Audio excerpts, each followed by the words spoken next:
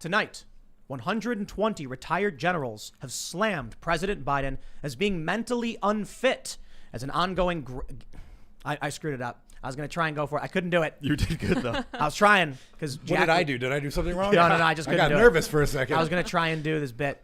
Didn't work. I just totally flubbed it. Do it again. Welcome. On tonight's news. So there's a gas shortage and food shortages in certain areas and hyperinflation.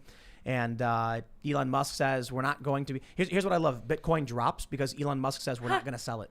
I'm like, this is the craziest thing ever. Bitcoin's like, we're no longer accepting Bitcoin because it's environmentally unfriendly. And that means we will never sell our Bitcoin position. And people are like, quick, sell your Bitcoin. What? Why? That doesn't make He sense. just said he's going to hold and not and restrict supply. Anyway, oh man. 120 retired generals come out and they're like, Biden's brain is broken. the election system is, they're questioning the integrity of the election. No integrity. No integrity. They're saying, Democrats are saying it's racist to have IDs when like all these other countries are doing it. Oh yeah, Britain. Yeah. We got a lot to talk about, man. I'll tell you one thing too is really crazy. We'll get to this later. There's these viral videos of people putting magnets where they got their vaccines, and it's some of like the dumbest stuff I've ever seen. But what's really annoying is how bad the media is at debunking these things. So anyway, long story short, there's a viral trend where people take magnets and put it on their arms and then claim there's a microchip. It's not real. But I suppose I don't know how you debunk it because these media outlets are just like, scientists say it can't be real. It's like, okay, well, that's not, you're not, what are you doing? We sliced open their arm and found no evidence in metal. Yeah, they didn't do any of that. That's the way. But we'll talk about it. And I think it's just like people have found a way to get views. Yeah. That's like the easiest way to do it. Those people in search of views, clout chasers. No way. Exactly. And let me just say, Losers. the people who are doing this, I don't think realize that like microchips for the most part are like not magnetic unless it's like a cobalt nickel microchip, I guess. Pre-show, Tim was giving us quite a lesson Yeah, on, that was on awesome. what metals are I'm like, this is so magnetic. dumb. Like, what do they do? Like a chunk of iron Brass? in your arm? No. Steel? Lead? All No. right. There are some, but it's so silly. Anyway, we get to debunk this stuff. So Here's yeah, the way I to guess- debunk them. You just send all those people through an MRI. Yeah, that'll clear it up. Let's see what happens then. Yep. Yeah. I think people are just like on TikTok and they're like, look, woo, The and they same- put yeah. sticky, they put The same honey on people someone's arm. complaining about the chip in their arm are these people too. Walking around with the phones. Phone attached to their bodies at all times. So we'll constantly. talk about the news. Of course, Jack's here. Jack is here. I'm here. It's every other Wednesday. I'm Jack Murphy. I'm here with my great friend, Ian. By the way, if you have some time, please do check out my YouTube channel. Hit subscribe, reminder, share it, all those things. Follow me on Twitter, Jack Murphy Live. What YouTube channel? You didn't mention what the name of it was. It's Jack Murphy Live. Jack Murphy Live all over the internet. Jack Murphy Live. Just type it right into Google and then go down the list and hit follow on all of them. Boom. What about you, Ian? Well, my name is Ian Crossland. Hello. Thank you, Jack. And you welcome. can follow me at iancrossland.net if you'd like to see my stuff. That's iancrossland.net. I already follow you. I'm so glad. Good. Actually, I really like you. Yeah. As a Good. person. I The appreciate flirting has begun I know. early tonight. Stop it. Goodness. Lydia's that. pushing buttons. Yeah. Ian didn't throw it to me. I was waiting for that. Oh well. I'm here in the corner pushing buttons and laughing at these guys. It's great. Before we get started, head over to timcast.com and click this big blue members only button in the top right. You can become a member with Stripe or PayPal. And my friends, have you heard? They gave Steven Crowder 2 strikes. I think it was today. I think today or yesterday, but probably today. 2 strikes. On his main channel, he now has 2 strikes, which means 1 more strike and they permanently ban him. And on his Crowder Bits channel, they gave him 1 hard strike, which means because his main channel has 2 strikes, he can't post anywhere on YouTube for 2 weeks. The purge is real. They don't want anti-establishment conversations, which very often overlap with a lot of conservative conversations. So in the event that Crowder goes down, you know that there's a bunch of people who are next. We're probably on that list somewhere. Go to timcast.com, become a member to help make sure that if that happens, we can keep working. And you also get access to amazing members-only content in the members area right up top. You can see we have a bunch of really amazing videos. We talked yesterday about people wanting us to eat cicadas. I talked about chickens with Daniel, and Ian claimed that shrooms made his friend's dog sentient. You got to see. I wish you could have been there. She got into like an eighth of mushrooms and the dog just became like, you could, I'm alive. Personality. All right.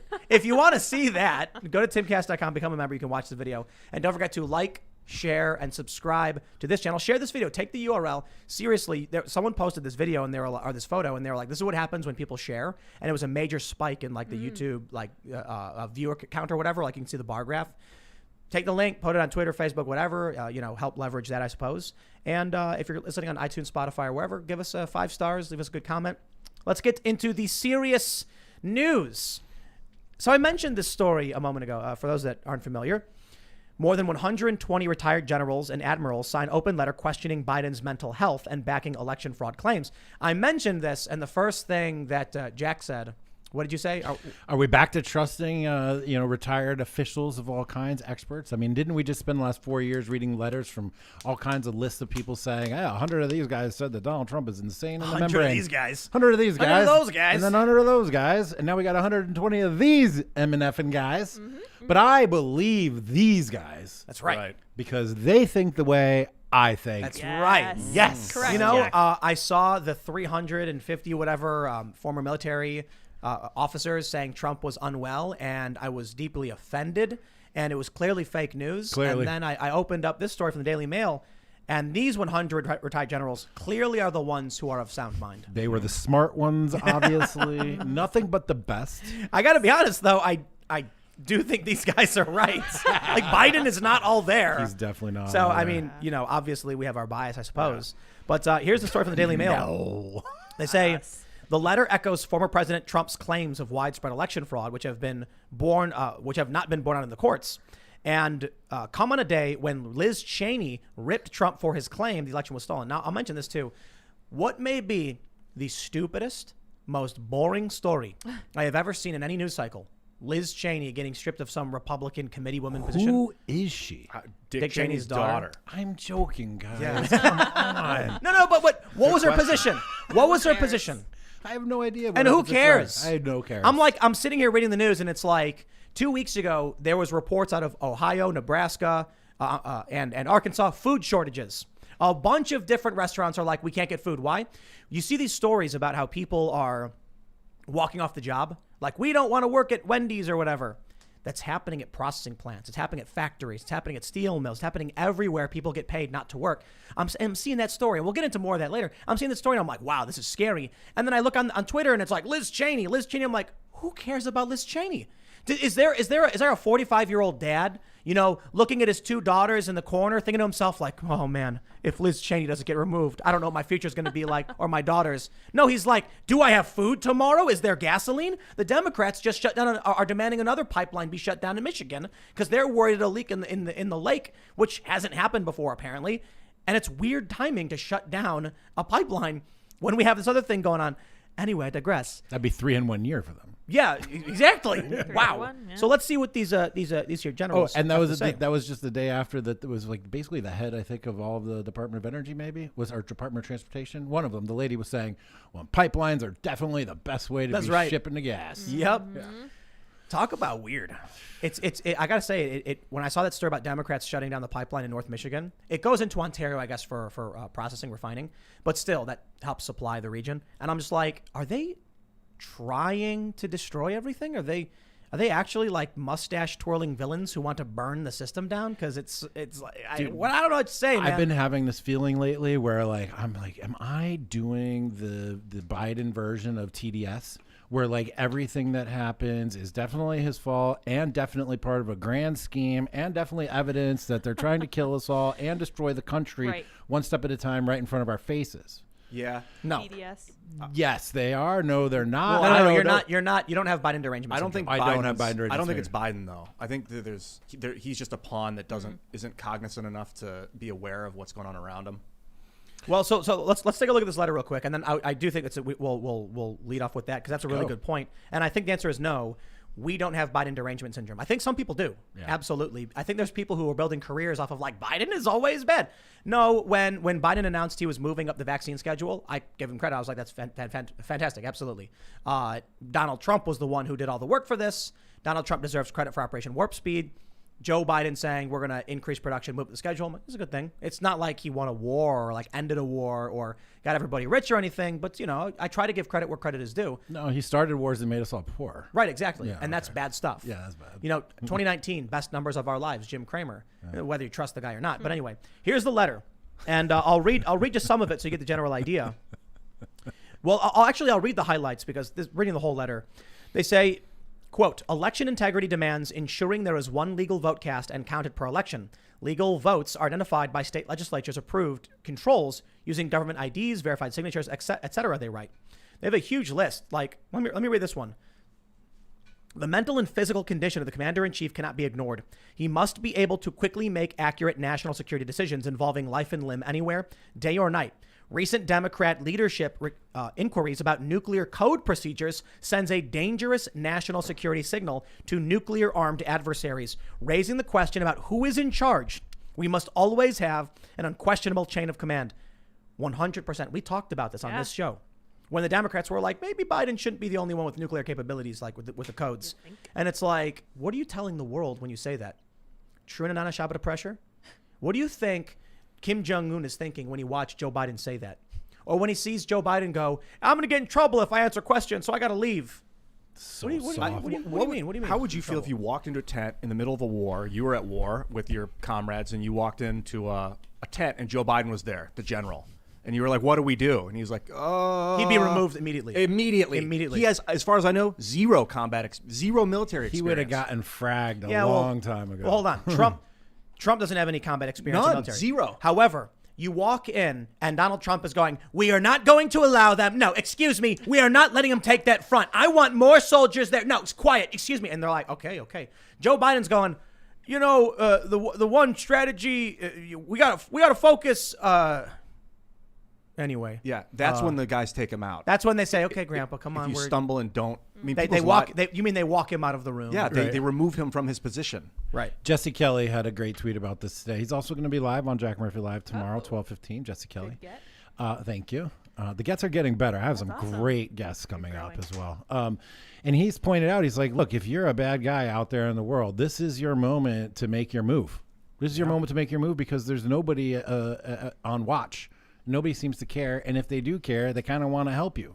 Like it's a moment of weakness. You know what it feels like? It's like the Democrats right now are the equivalent of a bunch of like minors who put on trench coats, stood on top of each other's shoulders, and snuck into a frat party.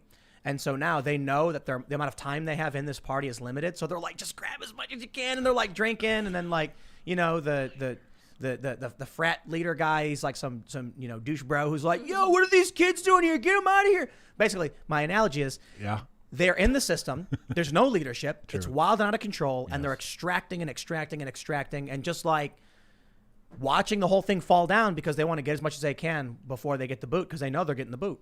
And then Biden's like, I don't know, man.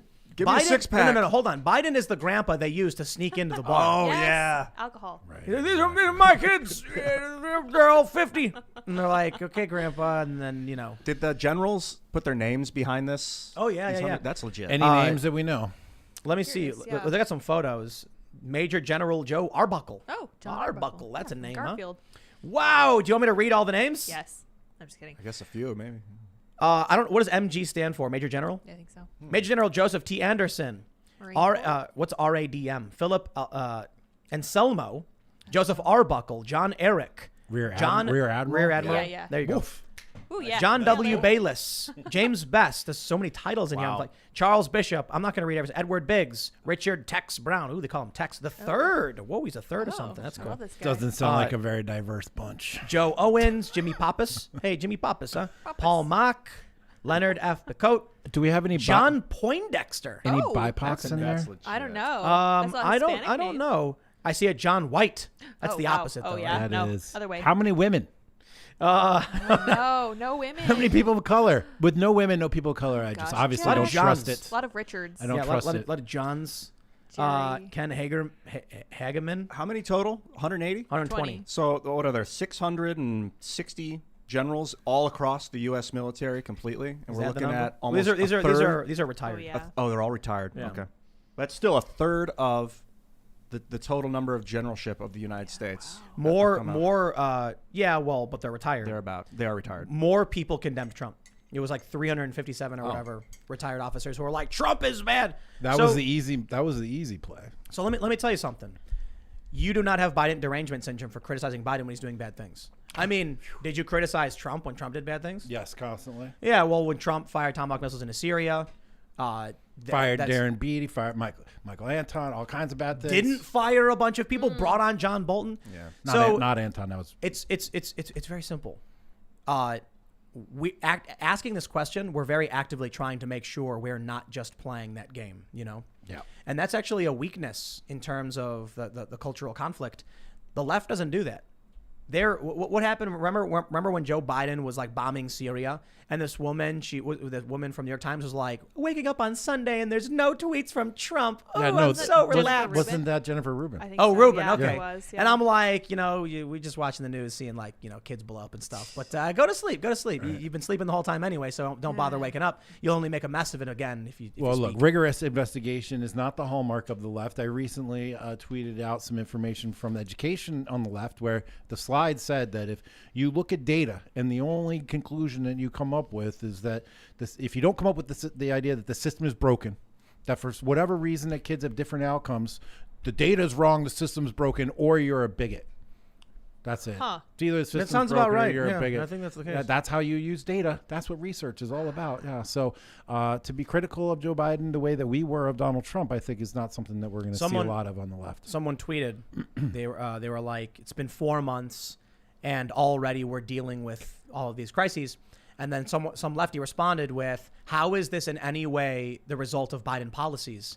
And I was like, imagine living in that world where you don't know what Biden's been doing. And for those that are listening who are like, I bet Tim's not even going to give an example. Welcome to Timcast IRL, my friends. Joe Biden rescinded the executive orders from Donald Trump and issued 50 or so executive orders on his own. Some of those executive orders were the Remain in Mexico policies, which resulted in a pull factor, and now we have more migrant children in detention. Another thing that happened was that Joe Biden reopened the Homestead facility and put more kids in cages. They don't seem to care about it. AOC, who once said they were concentration camps, is now saying they're migrant, what did she call them, facilities with controversial records. Yes. It's a big step up from concentration camps. They're Joe 2-star Biden- hotels. That's right. 2 stars.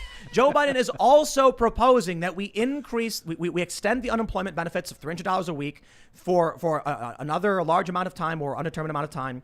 And the Chamber of Commerce said this is resulting in people walking off the job, and we need to stop it. 11 Republican governors have now said they're not going to accept this money because it's destroying the economy. Joe Biden is responsible for these things.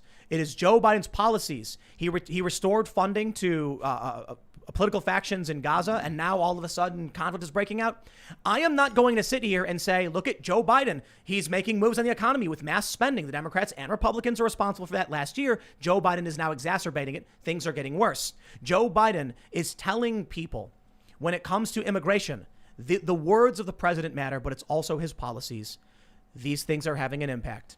Joe Biden goes in and starts talking about Israel and having to be responsible and having to have accountability. And then all of a sudden now this whole thing is bubbling up. I understand I can't blame the president for Israel and Palestine. That's a huge conflict that goes back a decent amount of time. But you look in Manhattan when people are beating each other in the streets. You look at the actions of the U.S. attorneys who have been cutting loose the far-left extremists, dropping felony charges in the Pacific Northwest, and the violence is getting worse. Even finally, the local news is talking about it. So there are just a few examples of what Joe Biden has done, which is causing very serious consequences. And I'll tell you this. Tell me. When he says we are going to continue the unemployment benefits, $16 an hour, and then you see all of this crazy stuff happening with the exodus from the workforce and the left, these young 20-something DSA people, Democratic Socialists, don't understand math. They're like, yay, give us benefits. We shouldn't have to work at all. And it's like, okay, well, if you don't make stuff, you don't get stuff. So if no one's making stuff, then you got no stuff to make or to buy, to do anything with. That's just some of it. Thank you for those examples, Tim. I appreciate that. It's fire. You always have citations. You know who Well, else? it's because I'm not just making things up like, I don't like Joe Biden. According to Ballotpedia, he signed 43 executive orders, 16 presidential memoranda, 69 proclamations, and 13 notices On day one? He made since he's been in office. dramatic. As of May 10th. He took dramatic actions, unprecedented levels of executive orders and memorandums, and now all of these things happening at the same time. Surely it was a coincidence. Trump was just, putting duct tape over the holes, and then as soon as he left, the duct tape popped off. That's what happened, right? It's all Trump's fault? No, it's a busted machine. He's Or a Joe cog. Biden got in and said, change, and pop. The border. It's always an interesting thing to see, like when Trump came into office, the economy was doing okay, and they're like, can't be Trump's fault, can't be Trump's Trump didn't do it. Yeah, it was Obama. How long into the presidency has it become theirs? But in this, the economy does take some time. The inflation was probably baked in starting last year, and it's getting worse now with these new packages. But the decisions that he made around the executive orders and foreign policy changes and immigration changes and things like that, those are huge, impactful, right now, policy changes.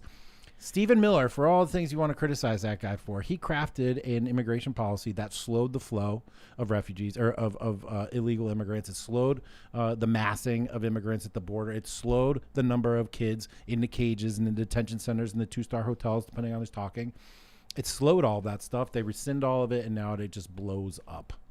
Joe Biden was, under his policies, allowing illegal immigrants to come in who were COVID positive, and then they were immediately released into Texas at a time when you could not travel, you could not go to restaurants. That was the biggest punch in the gut, the spit in the face to the American people. We gotta ban travel to India, so saith Joe Biden. Media says that's A-okay. That's not racist. Well, Joe Biden said it was xenophobic after Trump banned travel to China. We get it. Joe Biden and the media are hypocrites. They want political power. Now that they got into the party, they are extracting from the system and watching it burn before us. Did Kamala Harris go down to the border when she was tasked with dealing with the crisis? No, she laughed at the reporter who asked her. She openly, I'm not going down there. As if to say, you are a stupid piece of garbage for thinking I would ever do anything to serve the American people. I don't stay at 2-star hotels. Get the hell out of here. Come on. Kamala Harris, heaven forbid, she has to actually go and look at those pores. Ooh. I think I have Kamala Harris derangement syndrome. Kamala Harris responded to that reporter, "Ugh, the only poor people I'm interested in seeing are the people who attend to my pores at the spa." It's a Futurama joke. I like how you've been using the word pores. I mean, I don't really like it, but I feel like 21st century that might become derogatory. Yeah, that's the point. I'm mocking those people for There's no room for sarcasm here. I know, right? pores. Yeah, The it's rabble. terrifying because it really is a class issue, and in the future, they may really look at the pores like it's a race of people. I can't. When watching Kamala Harris laugh in the face of that reporter for asking if she would gone to the border, Kamala Harris protested the Homestead facility. AOC protested this. The Biden administration reopened the facility where the children were being detained. Now, I understand that. I did not go after Biden for that. What I'm criticizing is the double standard. You need to have kids somewhere. When Trump was doing, I was like, what are we going to do? Just leave the kids in the desert? You got to put them somewhere, and we can do better, I suppose.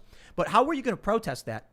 Then be part of the administration that reopens it. And when someone says, will you go to the border? You laugh in their face. Now, not to defend that psycho, but it's clear that her laughter is a sign of her own cognitive dissonance, right? It's clearly when she's challenged, she's uncomfortable, she knows she's wrong, or she doesn't know the answer, or whatever it is, she just cackles because she knows she's caught. Of course. I don't. The question was, will you go down to the border? She wasn't caught in anything. She just started laughing. She hasn't been. She's not prioritizing Yep. it. This was right when Biden was like, I'm tasking Kamala Harris with dealing with this. She was boarding a plane. They were like, will you be heading down to the border? And she laughed and said, not today. It's like she's the Wicked Witch of the West. You think I would actually care for these children? Give me your political power. That's what she does. She just needs a tiny bit of makeup. Can we get a meme of like her? Yeah, right. We need her to be like to merge her face with the emperor. You know. Yeah. Yeah. The Mace Windu scene. It's like, Oh my gosh, I'm sure it's out there. and it like slowly turns into Kamala and then back into the emperor, like a deep fake. That's what she wants. And Joe Biden is just sitting there like, somebody tweeted my favorite quote from Joe Biden, my favorite presidential quote from Joe Biden. And he's like, I don't remember the exact quote, but he says something like, the one way to get ahead and with the dream and to fight with, to go anyway. That was about as exhilarating then as it was now. I almost started tuning out. Anyway, like what were you Terrifying. going to say? All right, well, Donald Trump is back, my friend. Check this out. Oh, God. From Fox News, Trump mocks comparisons of Biden to Jimmy Carter. The current president is worse. Yep. This is actually really good. Trump won't stop emailing me. I don't know about you guys. He loves I you. haven't heard from him. I got like 4 emails from Trump I yesterday. gotta sign up for this. I'm like, Trump, what are you doing? And one of them was like, I went golfing today. And I was like, that's fantastic. I don't need this. But I sent an email and he was like, he basically said, stop comparing Biden to Jimmy Carter. Well, he said, well, Jimmy Carter failed in the face of many crises. Joe Biden is making the crises. And I'm like, He's not wrong. it's actually a good point. Joe Biden's policies are resulting in a lot of these things. Let me show you some of this, what he said. Quote, I see that everybody is comparing Joe Biden to Jimmy Carter.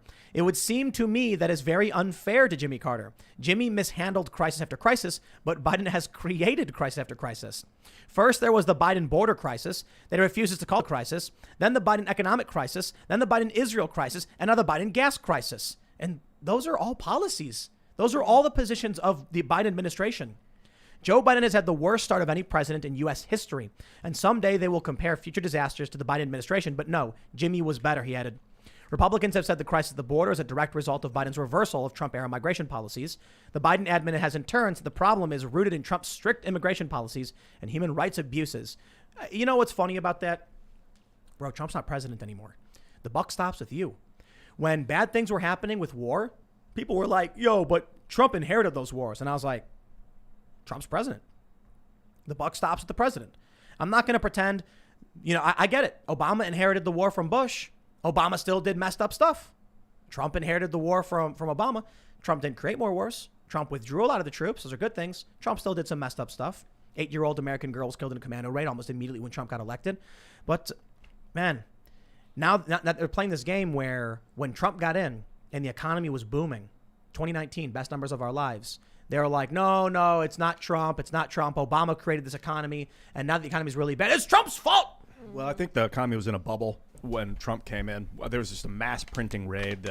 Since 2008, really, we've just seen the money increase. And it was the last year of Trump where really before it exploded, and now it's still expanding. It's just bubbling super fast. Unemployment was very low. GDP was very high. Stock market was very high. People had jobs. Low end wages were going up. Yep. And this was 2019. This was before COVID. This was before the trillions and trillions and trillions of dollars. It was long enough into Trump's presidency that you couldn't give all the credit to Obama. It was 3 years in. It was clear that Trump crafted an economy that worked for the market and worked for the lowest wage earners in America. But Trump mishandled COVID, the crisis, politically. He didn't mishandle it in terms of the general approach to how you would handle a pandemic, simply because we don't have a control country by which we could measure what would have been good or bad. It was a novel virus. Trump took action. I thought it was good. But politically, Democrats and Republicans were all printing money like crazy. Democrats and Republicans are the ones who created this unemployment stimulus thing. And you had some like I think it was Thomas Massey, right? Yeah. Who was like, don't give people money not to work. Oh, yeah. But Republicans and Democrats, where was Trump? Trump was very supportive of a lot of this stuff. Trump was very much like, print more money, give the people more money. Yeah. And now the bill comes due. However, I'm not going to fault Trump for a pandemic and an emergency. The problem is what was happening was across the board. Democrats and Republicans, Trump, everybody was like, I don't know what we're doing. The governors were like, Cuomo was like, maybe I just kill 15,000 people. And so Trump could have done politically a lot better. And the reason I say this, Trump should have fired a lot of people. He shouldn't have fired some people. He should have been stricter with some people. And so I feel like when the pandemic hit and you saw the violation of constitutional rights, the federal government could have intervened, but Trump didn't do a lot of these things. He didn't shut down the riots. The riots are still happening, right? So a lot of the stuff we are seeing I should say some of it does come from Trump. However, Joe Biden has been president now for just about 4 months. He has enacted tons of policies, and the major problems we're seeing are a direct result of Democrat pushes, some with Republicans, but the border policies, the conflict in the Middle East, economic crisis, gas shortages. Where's the FBI been? Why this cyber attack on Colonial? The FBI is too busy tracking down grandmas who took a tour through the Capitol on the wrong day. That is Biden's administration, who Indeed is prioritizing going after bumbling dotards who walked in. And I mean it. Look, I get it. The people who stormed in and were like bashing cops. Yes, arrest those people. But they're actually going after, like, they got one guy and it's like the door was open and he was confused and he walked in. They're like, and now you go to prison. That's what they're focusing on. And our gas pipelines are being just shut down. Great. Thanks, guys. I appreciate it. As if this gas pipeline shutdown is going to be an isolated event. No, expect the worst. Hope for the best. Expect the worst if you want to survive. It is a plausible promise that has been confirmed that will feed a decentralized open source activity in this manner. That it's clear now that you can independently attack a what'd you say? What? I didn't say anything. You independently attack a pipeline, shut it down, cause this kind of disruption. It's going to inspire other people to do the same thing. Yesterday they said people were drilling into the pipelines. Like eco-terrorists were going up to the pipelines, like drilling a hole in it somewhere along the chain. That's what we like. There was speculation about that. Oh. It's Yeah, we been don't know for happening, sure. I guess. I was jokingly whispering Bitcoin. That was the joke. Bitcoin. I didn't say buy Bitcoin. I just said Bitcoin. I'm not giving any financial advice. Noik tib. That's Bitcoin backwards. That's really That was a bizarre Noik tib. and weird. Noik Please tib. stop with that. Bitcoin. Well, I want to talk about the Israeli thing a Yes. little bit because I don't think it's Biden's fault. That's been going on for 100 years almost. No, and it is it's his sad fault. and terrifying. Did you guys see the video of the rockets flying into Tel Aviv Iron Dome, man. and Iron Dome? Heck yeah. Yeah, I don't want to pretend like Biden takes full responsibility for a conflict that's been going on for a long time, but a lack of leadership. First, we can just say Biden does not have the mental ability to lead at a crisis right now for what's going on. More importantly, you can look to people like Ben Shapiro who point out that Joe Biden started funding a bunch of these Palestinian groups, and then all of a sudden we get a missile barrage a few months in. Oh, I think the idea here is that Trump was very clear in his support for Israel. It was very clear that they were working hard to secure Israel, and it was very clear that they were going to support Israel in doing anything that they had to do to defend themselves. And now that he is gone, there is weakness in the White House at best. At worst, there is a collaborator in the White House, if you're from the Israeli perspective. And so they have now been inspired to begin hostilities again because the sort of the threat matrix is out of balance where it was in balance when Trump was there. And look, I understand there's a big conflict. I understand people are like, you don't know what you're talking about as soon as you criticize anything. When I watch videos of rocket fires, which are random and are hitting buses and schools, civilian targets, and then Israel does surgical strikes on select targets, which sometimes is civilian targets because Hamas and these groups are using them. It's a big difference. I understand, and I hear from the left or the pro-Palestinian side saying they have a right to defend themselves, and I'm like, I don't know if that extends to like blowing up a school. And they say the same thing about Israel. I'm like, maybe you need to stop the people from going into schools and using them as missile bases. I don't know. But I'll put it this way. Okay, all right, I'll step back. I don't know the depth of this conflict. There's a lot of people much better versed in it than I. It goes back to like the Crusades. I mean, it was like a port, a trade back. port. Yeah, Further than 1000 that, AD. Bible Probably times. even before that. But it now there's the Suez Canal, so it kind of protects the canal, which is the shipping line of the world, basically. It's Biden's fault, man. Look, the end of the Trump administration was the Abraham Accords, Yes. Yeah. and you had a bunch of Arab nations 8 signing months ago. peace deals with Israel. And that was huge. And there was a lot of speculation that this would put pressure on these extremist groups that are firing rockets into Israel to stop, because once they do, things can start to normalize. That was the hope, I suppose. But there's a lot of people who are like, it doesn't matter because Israel is settler colonialism and they should be, removed or whatever. And so I actually see these memes from many of these leftists saying Israel should be removed outright because they're colonists. And they're straight up saying the people in Israel shouldn't get say in it at all. And I'm like, come on. I understand there's a conflict. I understand you think your side is right. But how do we resolve this by saying one side must be purged from the land? That's insane. It can't be. You could go, if I could go back 150 years and say maybe we should build Israel in a different place, because they were originally going to do it in Northeast Africa. And then I think it was the Balfour Declaration. They said they were going to, well, basically what happened was World War I. The Arabs were on the side of the Ottomans. And I'm sorry, man. Well, check this out I really understand, quick. but I British don't. and the French- I don't want to. I don't want to get into this. I don't think anyone here has enough knowledge on the Israel-Palestinian conflict. The issue is a little issue brief. is Joe Biden and his ability to lead, and the Middle and foreign policy, not the history of Israel and why one side is right or one side is wrong. My point is, I don't think that removing one side is the way. I agree with you. It's what it is. There's a bunch of people living there now. And so I don't know what the solution is. I can tell you that under Trump, he seemed to be getting a hold on a lot of the conflict in the Middle East, and they hated him for it. You know why? Well, in my opinion, the military-industrial complex types, these big weapons manufacturers, and the neocons, which are now the Democrats, needed conflict in the Middle East to justify expansion and occupation. Not in Israel, in Afghanistan, Iraq. They want to go after Iran. John Bolton was like, we're going to celebrate next year in Tehran. And everyone's like, yay! And that was Trump who brought that guy in. They want that. But how do you justify occupation in the Middle East when there's peace? Well, that was bad. Trump bringing peace to these countries. Oh, no. Now, how are we going to sell the American people that we got to send more weapons over But it there? wasn't. it wasn't peace in the West Bank when the Israelis signed declarations with UAE and Remember when stuff. Donald Trump said they were going to move the embassy to Jerusalem, and they were like, "It's going to be the end. It's going to be the apocalypse." And nothing happened. Because the Palestinians are like, Jerusalem is our holy city, so to move the Israeli American embassy to the Israeli version of it was the point like is insulting. I don't know. The Democrats are the neocons. Yeah. The neocons moved to the Democratic Party. Now we got, what's the story? 100 Republicans are like, we're going to quit the GOP because of Trump. And it's like, okay, go join the Democrats and be pro-war. Please do. Seriously. Yeah, seriously. And they want war. Joe Biden wants war. Like, we get news reports as soon as Joe Biden's in that movement into Syria. Soldiers are moving through, northeastern Syria. And I think they want the conflict. And I think what's happening with Israel is good for them because they can justify why we should have war in the Middle East. And it's for a lot of reasons. It's for energy expansion. It's for control of the region. But you need the American people to support it. So this conflict between Israel and Palestine is great for Democrats. Joe Biden, what did he come out and say just recently? Israel has a right to defend itself.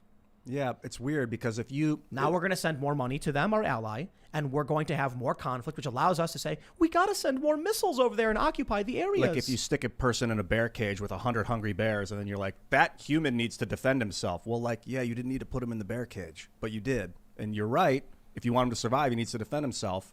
That's kind of the situation of Israel right now.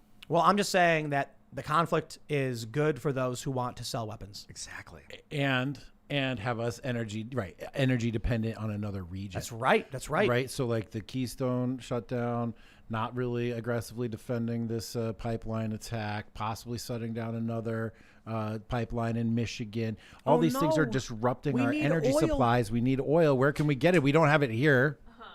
So I guess we got to go get it in. We could try blowing up kids in the Middle East. Oh, that's a good I hear idea. that's a policy of the Democrats. So wait a Seems to second. We work out can pretty well. sell missiles, blow up kids, and get expensive money. Perfect. I'm in. And Donald Trump is like, Americans should have jobs. Right. And the Democrats are like, can we blow up kids? Now, here's one of the problems with Trump is that, first of all, why Bolton? Who gave him that advice? That was the stupidest thing. It's like, I'm going to hire this moron. Because he saw him on TV a lot. Yeah. That's not a joke. Yeah. Yep. Fox News. And the other problem is when he was pressured into the military actions, he was pressured into. Look, Trump is an arrogant guy. He's full of himself. He knows what he wants. But when it came to things he wasn't an expert on, he deferred to people who are stupid. Mm-hmm. And then he was like, I guess I'll fire missiles. And the news media loved it. They were like, Trump is presidential now, bombing children. I remember that day very vividly because I also then went down to the White House to cover a alt-right Richard Spencer, Jason Kessler-led protest against Trump that day because of the Syrian missile strikes. And then Antifa showed up. I ended up in the middle between these two parties fighting. I'm standing there taking pictures. Someone else took a picture of me taking pictures of Spencer and Kessler and then posted that later saying that I was a Nazi. Yeah. But I remember that very clearly. But also Trump deferred on COVID as well. That's right. And yet, the media, of course, to Fauci of all people. They weren't really pleased about that. But I thought actually in that case that he deferred to the experts as well as anybody could have, deferred to the federalist system, deferred to the states. He shouldn't have. When it came to the quote-unquote experts, Dr. Fauci. Well, what are you going to do? What are you going to do? You don't know anything about this, and you got a guy that everybody's saying is fire them all. And then what? Find other experts? Yep. I mean, it sounds sounds that easy, dude. No, I understand it's not as easy, especially when they were obstructing. They wouldn't confirm a lot of his cabinet position. They wouldn't confirm a lot of people for his cabinet. But Trump should have just went. I guess he thought he was going to win another term, and so that was the goal. Play it. Moderate. Or maybe he thought he was helping the American people and that was the right thing to do. No. I mean, like, sure. But he also, why didn't he just go and fire Fauci? Why didn't he send in the troops? Re-election. You can only do so much in your first term. Your second term, you get more leeway because this is it. Do what you got to do. But Trump was aiming for the win. I mean, he got 10 million more votes second time around. But you know what I refer to the Biden voters as? It was a political drive-by. Mm-hmm. These people don't care about politics at all. Mm-mm. The people I know who voted for Biden, they're gone. They're posting pictures of the bread they made. They voted for this guy. They come in and they're like, Donald Trump is a fascist and we got to vote for Joe Biden. And then they do. Now they're gone. They don't watch CNN. They don't watch MSNBC anymore. They're gone. And I'm sitting here and we're sitting here like, well, the world's on fire. Where are they at now to take responsibility for what they just did? Gone. None. No responsibility. And of course, when they'll filter it through their mental model of the world, they won't make any connection to any of their behavior, their voting, their supporting of these policies that leads to all these terrible outcomes. And now we're all left here holding the bag. And hey, but good news. There's just 3 years and 8 months left. Oh my gosh, Jack. Yeah, I hear Trump is considering running again 4 years from now. Yeah. Is that how it works? I hate that it is like a reality show, this whole political circus, where it's like, 2 years out, there's going to be nonstop media coverage about who's running for office again. I'm like, is that really what the human race cares about? Are you kidding? There's so much technology and advancements that we can make on our own. Because rather than reality TV. Look, the Democrats want to burn the system to the ground. They want to extract what they can while they can. And so they have very limited power right now. They have the Senate by a tiebreaker vote. That's it. They have, 11 seats in Congress. And they don't have the Supreme Court except by exertion of media pressure.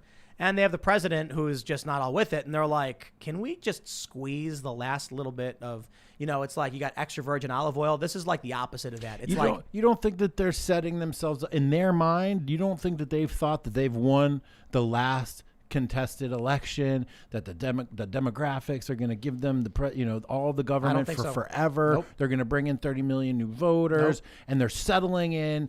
This is the new Democratic Empire. Way. You think if that were true, Joe Biden wouldn't have fired off 63 or what is it, 53 memorandums and executive orders. That was a panic. That was him being like, just sign it before it's too late. Yeah, because the political drive-by. The people who can, that's why I'm saying I don't think Trump should run in 2024. I think DeSantis should. Yeah, they'll smear DeSantis. They'll smear any Republican who runs. But Trump is a ball of fire that they need to trigger the politically uninitiated. DeSantis comes out. Could you imagine someone going like their grandma and being like, this DeSantis guy's a Nazi? She'll go, who? But Trump. I know Trump from The Apprentice. Yeah, he said all those nasty things. Oh, no. They know who Trump is. They came out, they hated the guy. DeSantis are going to be like, I don't know. But that's so weird because everybody loved Trump until the day he decided to run for office. Trump? Oprah, Jesse Jackson, all those guys loved him. Pictures, come on my show, put my arms around you. I love you. Donald Trump's my boy. And he was too big. And a lot of what he did helped him. A lot of what he did hurt him. But it's created this permanent ball of fire. Yeah. If Trump came back, CNN would start crying, praising the Lord. I thought we were going to have to lay everyone off. Thank God Trump is back.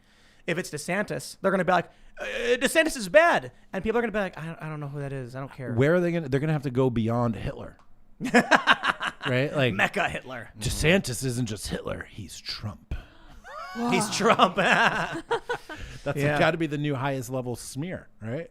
I guess. If you've already called someone Hitler. Look, I'm not concerned right now about where we're at in 2022 or 2024. No. It may be the case that Democrats are, not, they're digging a little dirt hole to sit in like a little chicken or something. They're going to get ready for their dirt bath. You and your chickens. That's right. The They're chickens. getting really I big. was I just know watching them earlier. That's right. Yeah. I was But just sitting out there watching them. They're huge. look, you look at the story with like Liz Cheney, and the political world is completely irrelevant right now when we're dealing with all these crises. Now, I shouldn't say completely. Obviously, these things will have ramifications moving forward into the political space. But what do people really care about? Stinkbug gotcha. He's on your arm. Ah! Check Jack us got out. stink bugged. Here we go. Won't throw them at me. Bug. I eat it. Throwing bugs at The Tim. chickens love them. They're like, they fight over them. Oh, yeah. And they will play pick them chicken up rugby? and pull them from each other's mouths. Imagine being the stink bug and being picked up by a chicken. They're all just like ripping your limbs off. All right. Check us out. Anyway. Let's talk about real news. From the Daily Mail, inflation hits highest rate since 2008. The price of milk, bread, meat, and energy rose 4.2% this year as the economy recovers from COVID. Oh, is that what they're saying? Oh. But is it rebounding too fast? I love this thing where they're claiming inflation isn't actually that high. It's an illusion because it was frozen last year because of COVID, and now it's just coming back. It's all coming back. No, it isn't. People don't have jobs. They're not working. What do you mean it's coming back? There's signs across the board. People are like, I don't want to work here. I'm not going to work. There's 8.1 million job openings, and they could only fill 266,000. Wow. You call that recovering from COVID? No, the economy is in flames. And Joe Biden's like, come on, man, do more. Nobody should work. Workers of the world unite. Take money from the rich. The thing about inflation is it's not a static number. It didn't like land here and this is where it's at. It's a momentous force. So it's passing through 4.2%. Where does it say the number? 4.2%. Yeah, it's passing through that on its way to another number. It's Ian, moving. There was And it's someone moving up. I was told earlier that there were a bunch of boxes that were very heavy for you that arrived. That would be flour. How much? 30, 40 pounds. Yeah. 4 pounds of flour. Something like that. Is that no, what was no, sitting 100, out front? 160 pounds, 108, 170 pounds. Why did you buy it? Because you can freeze it and it's available. Now, So I to be figured fair, get it now before there's a run on it. I have a really important side note about this. Also, Do you it's want to know organic. who moved these boxes of flour It was you, Lydia, this wasn't it? afternoon? It was Lydia. Lydia picked them up. Thank you, for Lydia. you. There's You're pumpernickel flour. We'll make Oh, some I'm excited. pumpernickel What are you bread. doing? welcome. I demand flour. I And, parked in the parking lot and walked right past 10 boxes from him. No, that was Oh, a beans and snap. rice. Sorry. That was beans and rice. Sorry. So we're getting prepped. Okay. So yeah. we are, but I do want to clarify. Yeah, it sounds like a lot that Ian bought, but there's like 14 people that come through here. It's we'll a business. burn through 5 Yeah, and so pounds in like we're not 2 we're weeks. not actually buying bread from the store. We don't do that. Ian just starts a loaf of bread with fresh ingredients every day. so good. You get about 5 or 6 days out of it. If Everybody eats it within It'll 1 or 2 even days. last. On election night 2016, I made baguettes that night throughout the election. Man, they were. Well, so we're not doing a segment on bread. Oh, we sorry. are. We're just talking Save it for about the after inflation. inflation Rising, and like panic bread. buying. Yeah. So There you go. I don't think it's fair to say it's panic buying when everyone decides to go get gas at the same time. It's not a panic. If you're like, oh man, what's going on in the news? I'm at half a tank. I better top off because I got work tomorrow. Common sense. That's just like normal things. But there are videos of people doing. There's a video of like a guy with a bunch of plastic bags full of Yes. gasoline in his trunk. You see this? I did. Tied off. Oh, And then what is it? The product Bless consumer safety. America. Twitter was like, Yes. please do not fill up plastic Oh my bags with gosh. gasoline. I can confirm I did not panic buy the 150 pounds of flour. Okay. I just saw that it was available and thought, what a boon, what a luxury that I have as a human to have access to 150 pounds of Yeah. organic white flour. I want it now. I can freeze it. It'll last for years and years. Get it. And then I realized after, well, if there's a panic run, those things become, you can only buy 4. You can only buy 20 pounds of it now. So I'm glad I got it now. So that's kind of like panic buying, dude. But I wasn't in a panic when I bought it. I just thought No, it's a good deal. That's the issue is that when the prices start skyrocketing and inflation is going up, people are like, okay, look, I got $10 right now. Tomorrow, it's gonna have the buying power of $5. Then, I mean, honestly, the $10 today is the buying power of like less than a cent. The $10 is like borderline worthless compared to 100 years ago. So people are like, I better spend the money now because I'm not gonna be able to buy anything with it tomorrow. So then everybody says, all right, bread, milk, energy. So what are people doing? They're buying tons of stuff. This causes product shortages and it causes more inflation. It panic. works both ways too. Imagine you're a guy that's got a warehouse full of stuff. You can sell it today for 10 or tomorrow for 12. There was a Craigslist post that went viral where somebody was like, a couple weeks ago, I bought a bunch of gas for my machines or whatever. $16 a gallon. Come by and I'll top you off or something like that. People are hoarding gas now and trying to exploit the crisis because sometimes you got a lot of people who are just bad people.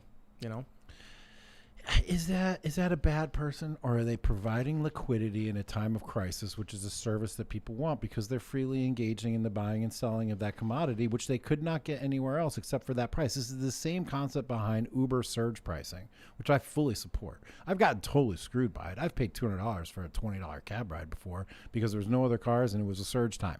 But I paid for it because why? It's the not only way to get the car. I wouldn't say it's exactly the same thing, right? Going to a gas station when you know there's gonna be a crisis and buying as much as possible to then resell it right off the bat, I'm not a fan of. In some areas, people complain about price gouging on like water, right? There'll be a storm, and then someone will be like $5 for a bottle of water, and I'm like, that's fantastic. You know why? If you buy a bunch of water and drive it into a disaster, you're taking risk. You're buying things. You can sell it for what you want to sell it for. That's different. That's the same as the guy with No, the it gas isn't. who took it back to his house. He took on the risk. That would be going to the gas station right before the hurricane hits, buying all their water, and then standing outside being like, now it's $5. That's not providing a service and alleviating any tensions. That's exploiting the crisis. If you're so when we saw people got in trouble because they brought water into disaster areas and sold it for like $5 a bottle, and I'm like, there'd be no water there. Somebody decided to drive into the disaster, taking risks to bring water to these people. It costs money. Taking water from the store and then going outside and doubling the cost of it, you're just exploiting people who are in a crisis. Sure. I'm not sure. Fine, I guess if you're a capitalist, you're probably like, But that guy with the gas could have been taking it 100 miles away to a place where they didn't have any gas. You don't know that. We just don't know. Seeing videos of people filling up like laundry tubs with gasoline. Look, as somebody who went to the gas station twice today to make sure I had a full tank to drive round trip all the way out here and make sure I can take my kids around school tomorrow and whatever, I like was thinking maybe I should have trash bags full of gas in my car too. because full of gas. if I can't take my kids places or I can't pick them up, then I don't get to see my children. The So it's difference important to me. is you're not filling up trash bags of gas to then resell for 5 times the price at the same location. Okay. You got to wonder, when does it become predatory, I guess? Because there's nothing wrong with marking up your product if someone needs it. You know, like if the story of the umbrella salesman that will sell the umbrellas for $1 until it rains and then they're $20 each or $10 each. That's fine. And they still sell all the umbrellas. That's you know? fine. Same with water. When there's a crisis, you sell the water for a markup of 500%, whatever. I'm saying that if you walked into Walgreens and bought all their umbrellas and then stood outside because you knew it was going to rain and then sold them for double the cost, I think that's screwed up. Yeah, that's actually illegal in the stock market to buy out an entire service and then relist it at a higher price. I'm just saying, I like, think. you know that, like, you're taking advantage of people. You're not providing anything for society. You're not producing. You're literally standing in front of the store selling what you just bought and stripping money away from people because they're in need. I'm not a fan of that.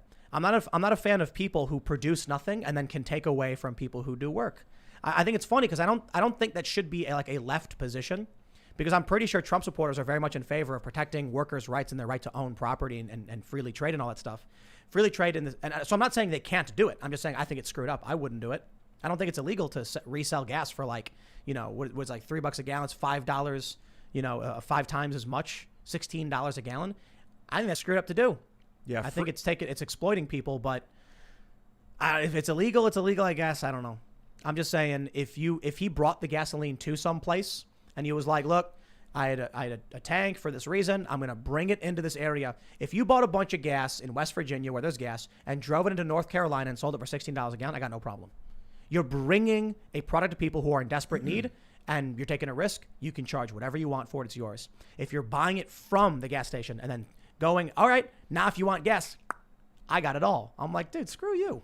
You know? That's messed up. I think Michael Brown was doing that with cigarettes. Part of why the cops. He was selling Lucy's. It's different. So he would go into the store, buy a pack for $12, and then he'd come out and sell them each for $1 a piece. Isn't that what he was doing? That's not Michael Brown. Michael Brown was trying to steal cigarillos or something. You're talking about Eric Garner. Oh God. Eric Garner. People look. Not everybody wants a full pack of cigarettes. Right. So imagine this. Imagine if you had a pack of cigarettes and I was like, "Yo, Ian, can I get a cig off you?" And you were like, "Give me $1." I bet. Okay. Yeah. That's what he was doing. But he was standing right outside the store where he bought them. And the stores don't like to sell Lucy's Right. that way because then people won't buy a pack of cigarettes. Exactly. But it's not the same thing. He's not exploiting a crisis. He's exploiting, in that instance, that people don't want a full pack of cigarettes. So I get it. It's a nuisance to the business, but it's not the same thing. Especially if you're right outside the door. If he bought all of the cigarettes, and then when people were like, "I need a cigarette," it's like, "Too bad, they're all mine now." You got to pay double. Plus, you need a That's messed license up. to sell tobacco. I don't know about gas It's different. or water. I don't think It's you different. do. It's if least for it's water. someone going into a place and taking, so that no one else can buy it, and then demanding more from other people. They Age didn't- old. The richest can go and buy up all the resources and then resell them for more expensive, and that's been outlawed. I don't know the exact laws, but I know that's Not a you fan. call it free trade, but that means it's definitely there's oversight. It doesn't mean anyone It's can called, sell anything. It's called a monopoly. Yeah, you're not supposed to be able to have monopolies. Yeah. It's called monopoly when you buy up all the stuff and can raise the price because there's no other competitors in your market. And when there's chaos and the lack of oversight because of a disaster, then how do you track it? It's challenging. That's a challenge. Well, you know what would happen to that guy if it's like the only reason people are allowed to do that is because the government protects them. That's the reality. Do you know? Imagine if there was no police, and some guy pulls up to a gas station and fills up, a bunch of 5-gallon tanks. Then he puts it up and it's like out of order, and then he turns around with a smile on his face and says, "It was $3. Now it's 16." You know what's going to happen? They're going to walk up and they're going to take it from him.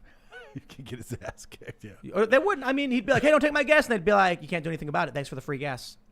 If that's what, so the government protects that guy when he does it. That's the problem. Because if it was truly just a more libertarian or free market, yeah, that guy would be able to do that. They'd be like, "I ain't playing that game with you." But the police would be there in 2 seconds to defend him and his property. And so it's a hybrid system that allows him to exploit people this way.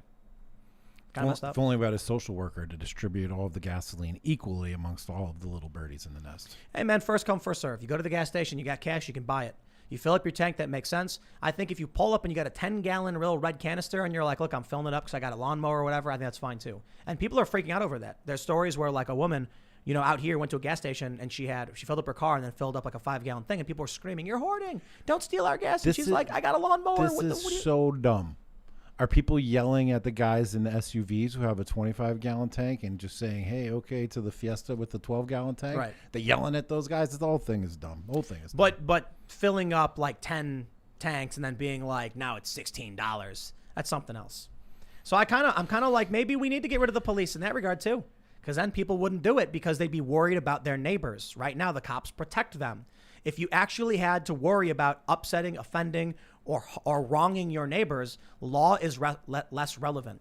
What's more relevant is whether or not you're being a good person. Or unless you have like bodyguards and a bunch of weapons, and then you decide to charge $30 a gallon for the gas that you just bought up. Yeah, it's still wrong. 50 people, if there's 100 cars, how many bodyguards are you going to need to stop 100 angry people when you take all their gas away? 7 that are fully armed. Nah, it's not going to happen, bro. I mean, if they're not armed, they can't do anything. They have an armed force. And you've got armed populations in a lot of these states. A lot of them. So you can have a bodyguard, but if you start stealing the gas from 100 people waiting, dude, if I'm waiting in line, it's not stealing if you buy it. Yeah, I'm sorry, I don't agree. You just got there first. I'm Too playing the bad. devil's advocate here. I'm talking about a guy who's filling up 16 tanks, you know, and then taking all the gas. Capitalism. No, I think it is illegal to do stuff like that. Right, and so the point is, in a community without protection of the government, that wouldn't happen. A guy's gonna get out of his car and he's gonna have a gun too. You know, it's up in the air what would happen, because it might not happen. There might be like, hey, you can't do that to us. This is our society. Or it might be like he's more powerful and he's like, I can do whatever I want to you. This is my society. And then they're like, I have nothing. I'll work for you. Bro, we have a Second Amendment. People in these states have guns. You can have 10 bodyguards, but if 100 people got out of their cars and they're screaming, I don't think those bodyguards might stick around for much longer. It's not so simple, man. The only reason people are able to do these things is because the government protects them when they do it. Otherwise, they would be terrified of the riotous mob that's coming to basically take their stuff. I think it's more who has the most force. Not the government. Almost like if someone back in the day had all the money and wanted to buy up all the resources and hire all the military, and there was no government, then they would be the new government. Sort of, in a lot of ways, but they still have to deal with death and conflict from people who resist. Now there's a monopoly on violence the government has, and they allow people to do this stuff. And regular citizens won't do anything about it because they know they can't, because the cops will come and shut it down and the courts will shut it down. If it was just a system where people were like, don't wrong me and I won't wrong you, and there was a shared moral framework, we wouldn't be dealing with that kind of stuff. People get like strung up in cities, and it's different. You know, we need a rule of law. We need fair and just courts. Now what we're dealing with is everybody who hates everybody else or doesn't care, completely indifferent. And so they're like, I don't know you. I don't care about you. I don't care if you're sick. I don't care if you need insulin. I'm going to take and I'm going to keep. So now everyone's just every man for himself. And you can't function that way. It's funny because the left are collectivists, but they don't actually care about the true collective, like the country, the community. So they claim to be, but they're only collectivists with their tribe who try to seize power from others. Whereas conservatives are collectivists in the sense they believe in the nation. Not every conservative, I guess, but most conservatives are nationalists.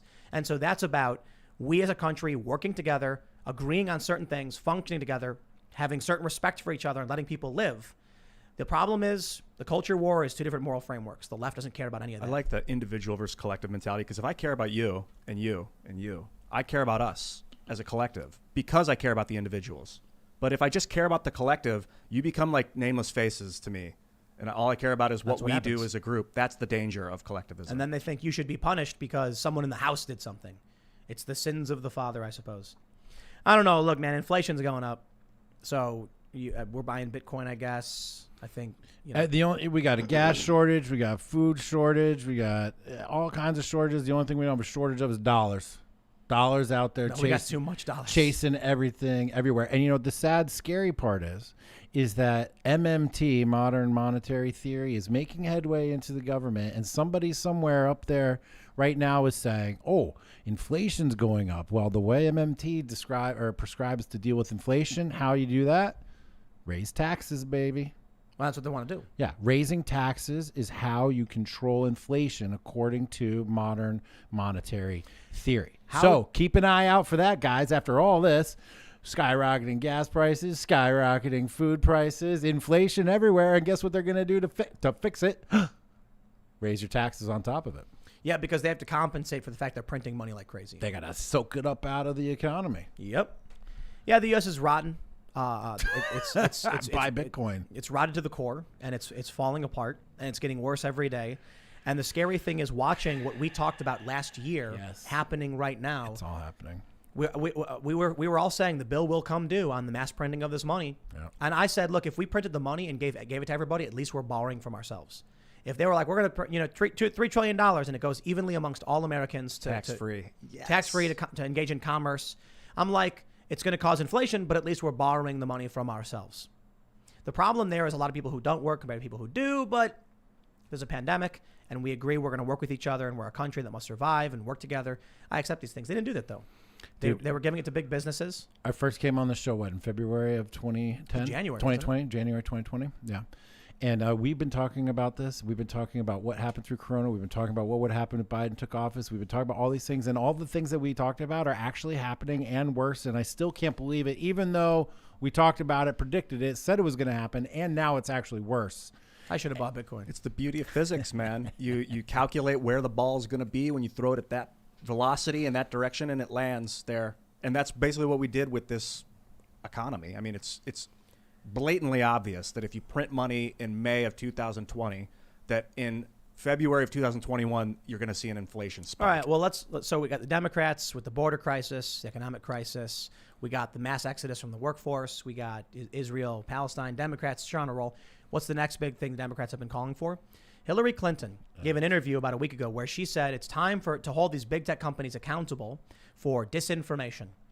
And I'm like, okay, but she's not talking about random conspiracy nutters. She's talking about us. She's talking about anyone who challenges the establishment narrative, because they might have their control of a bunch of different areas of industry and they're destroying it. But what happens when people are able to listen to this conversation? Well, that's a problem. It is. Because now people are going to open their eyes and they're going to be able to watch. And which brings me to the next story. They're being radicalized by us, Tim. Here's the story from Louder with Crowder. YouTube has suspended Louder with Crowder again, applies second hard strike on Crowder's channel, and a strike on their Crowder Bits channel, which is segments from Crowder's show. So that means the one strike is less relevant compared to the two strikes. Once you get two strikes, you can't upload or stream or post anything for 2 weeks on any channel. You're supposed to be able to, but we know they already went after Crowder with a warning for trying to explain that he got a strike. Can't do that. One more strike and Crowder is permanently banned. What's the hard strike mean? It means like they could take your content down and say, we removed your content, but not issued a strike for these reasons, which they should do.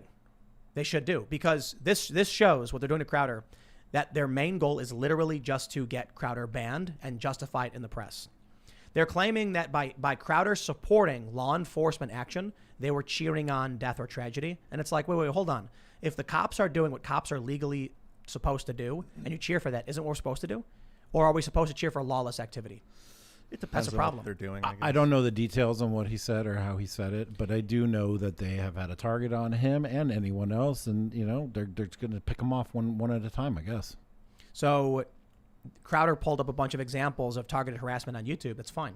The Covington kids was a huge example of tons of people who got away with it, and they're clearly just going after Crowder. The cliffs are going to erode. Look, I don't know. Maybe the Crowder people don't want to hear it when I say it, but I think they are gearing up to nuke Crowder. What happens is, as an admin, I was an admin at Minds for like 5-6 years or something. So from my perspective as an admin, when you start to see users that you start to resent because they do so much stuff that makes you make decisions about, is this a violation or is it not? And you have to like constantly be thinking about it and stressing about it. And then you start to resent the person. And that's what's happening. These people, they're admins that resent him and are looking for reasons to destroy him right now and ban his content. But they're also heavily targeted by Media Matters. You Google search Steven Crowder, and it's all basically Media Matters articles. And I think a lot of it, what it is I don't think it's personal necessarily. I think that there's people at Google who are just like, we are getting slammed by Media Matters. So just err on the side of it's a strike. Don't give them the benefit of the doubt. What should happen? They were talking about Micaiah Bryant, who had a knife, was out to stab a woman. And they said, sorry, it's justified. That's the way the cookie crumbles or whatever. And they said that was glorifying death or something. What should have happened is they should have sent a message saying, we've taken the video with no strike to inform you that this is not acceptable for future reference. That's it. That's considered like a soft strike is when they take I mean, content down? people would just call it, like a strike from the channel or like a removal or whatever. And I don't think they should have either way. I'm just saying, if they were actually concerned about Crowder's like demeanor or attitude, they would have taken it down and said, we're not giving you a strike, but you can't do that, all right? A hard strike is basically like, it's supposed to be when like a person gets naked on camera. Well, actually, I think you do that, you get permanently banned if you like just like go crazy. But there are some channels that have exemptions for showing nudity and stuff if it's science related. But like strikes are supposed to be, you spout a bunch of racist stuff and you're angry and yelling at the camera and they go, yo, boom, gone, strike. You can't do that. Don't do it again. Crowder was like, an officer came. Here's what they did. Well, that's the law. That's what happens. And YouTube was like, strike. Yeah, based on well, I don't want to set myself up for anything, but I can't believe that I have no issues in comparison to an issue like that. That makes it very clear. Like getting strikes? Yeah, I mean, I'm backing out of this conversation not to draw any attention to my content in particular, but it does seem to me that is an overreach, and it's part of their overall plan, which is how do we get rid of Crowder? It's not like enforcing their rules to the letter of their rules. Same thing with Alex Jones. Yeah. It was very obvious when they were going after Jones, especially with Sandy Hook stuff. I'm like, dude, I get it. The guy said dumb things, but that was like 8 years ago. And they keep bringing it up. And I'm like, it's the weirdest thing. That's what they bring up every time. And it was interesting to see. It was coordinated with every major network taking him out at the same time. They didn't like him for his political message. Does he say, outrageous things? Oh, definitely. Yeah, we got content removed on this show because of things he said. Because they don't like him, even though they're like, no, it's fine, you can have him on the show. And then there are certain people that they will just try and get rid of, and they will not give the benefit of the doubt to. So the problem is, technically, we all work for YouTube because they're the boss. They could fire you whenever they want, which is why we set up Timcast.com, so that way they can't fire us. They can kick us off the platform now, but not terminate our positions. So the truth is, though, if Crowder gets nuked, people aren't going to leave YouTube. They're not going to do it. Joe Rogan left YouTube for Spotify. And this, in my opinion, was smart. First of all, he got paid out. Good for him. But it also means that he's actually safer in a lot of ways. I know there was this attempt on Spotify by employees to get him banned. And then there were some episodes that got removed. But it's a contract where Spotify knows what they bought into. And so Joe is allowed to say things he can't say on YouTube. Tons of things. He still has to be careful because Media Matters goes after him, and we know that companies are suckling the teat of Media Matters, desperately terrified of them because they're pathetic, spineless losers. But Media Matters or the companies? Media Matters. The companies they're both. Yeah. But Rogan still has it's different. He can't be banned outright. He can get criticized. He can have to apologize, but they're not going to strike his content, remove him, or things like that. So the problem is people didn't go follow him. A lot of people did, but a lot of people didn't. And a lot of people have said like, oh, I'll watch his clips. I don't watch the main show anymore. I haven't watched or listened to a single Joe Rogan episode since he went to Spotify. I've listened to one. Me too. I just got it last week. Bill was like, you got to get the new one with the military guy that was talking about aliens, UFOs. Legit, dude. I listened to one in the sauna. How was it? We turned it on. It was good. It was classic Joe Rogan, but it's not easy. Like I go on YouTube, for more than just podcasts, videos, whatever. And Joe's on Spotify, and it's not an app I use. So it's just like out of sight, out of mind. It's free. And the stock of Spotify shot up. Like after they paid Rogan his millions, however many it was, hundreds of millions or 100 million. Yeah. Their stock went up like billions and billions of dollars, the value of the company. What a move. Sounds Because like Joe got underpaid then. But, $100 million. And he's free. I know, but the market says very specifically that this $100 million acquisition translates to how many billions of dollars of market cap. I hope he got equity. This is why I think, I'm a very different person from Joe, for instance. I would have just started a podcast network. I would have created an app. I would have created the Podcast Show app, and I would have announced we're going to be signing podcasts to this network, and it would just take over. It would dominate. And then that's it. And you know what I would do? I would tell the big networks, you can plug into our feed, and it's going to work out some deal, some cash deal. And then people, I'll tell you this, if Joe said he was going to launch his own podcast app, and then he went to a bunch of top podcasters and says, how would you like to be the first 10 podcasts on my app? They'd be like, sign me up, bro. Totally. What do I got to do? Because people would go to his app. It might not be the same as he's definitely going to get more viewers than Spotify. Cause I don't think Spotify gave him audience. He gave Spotify audience. And then imagine you look at some of these other bigger podcasts. Now their name gets to appear right next to Joe. that would have kicked it off. And then Joe could have done a deal with the other network saying, okay, you want to syndicate our content. Now you got to pay us a royalty fee. But he's already a wildly famous and wealthy guy who's done what he want to do. And Or you could just take $100 million and keep Exactly. talking to your buddies in your basement. exactly. Not too bad. I think it worked out for him. I think he's stoked. He's like, Yeah. takes a lot of the heat off. His stuff is amazing. He gets to hang out and talk about things with less like, I understand. Look, I don't know if Joe wants to be the biggest fish in the sea and that was his goal, but I understand the mentality of being like, I'd like to have less viewership because this is too much. Because you're a big target. Everyone's coming after you. The bigger you are, the harder you fall. Joe got $100 million. He can hang out with his friends, talk about what he wants to for the most part. And he's probably like, this is great. I can hang out with my friends and have conversations, and I don't got to worry as much. And he doesn't have an ISP either breathing down his neck anymore because he just uploads his video to Spotify, and it's all, that's great. Yeah, pros and cons. I think a lot of people were upset because he is a very powerful figure in the culture war, but his position has diminished since leaving, iTunes and YouTube and all that stuff. To go work for some silly Swedish company. Google.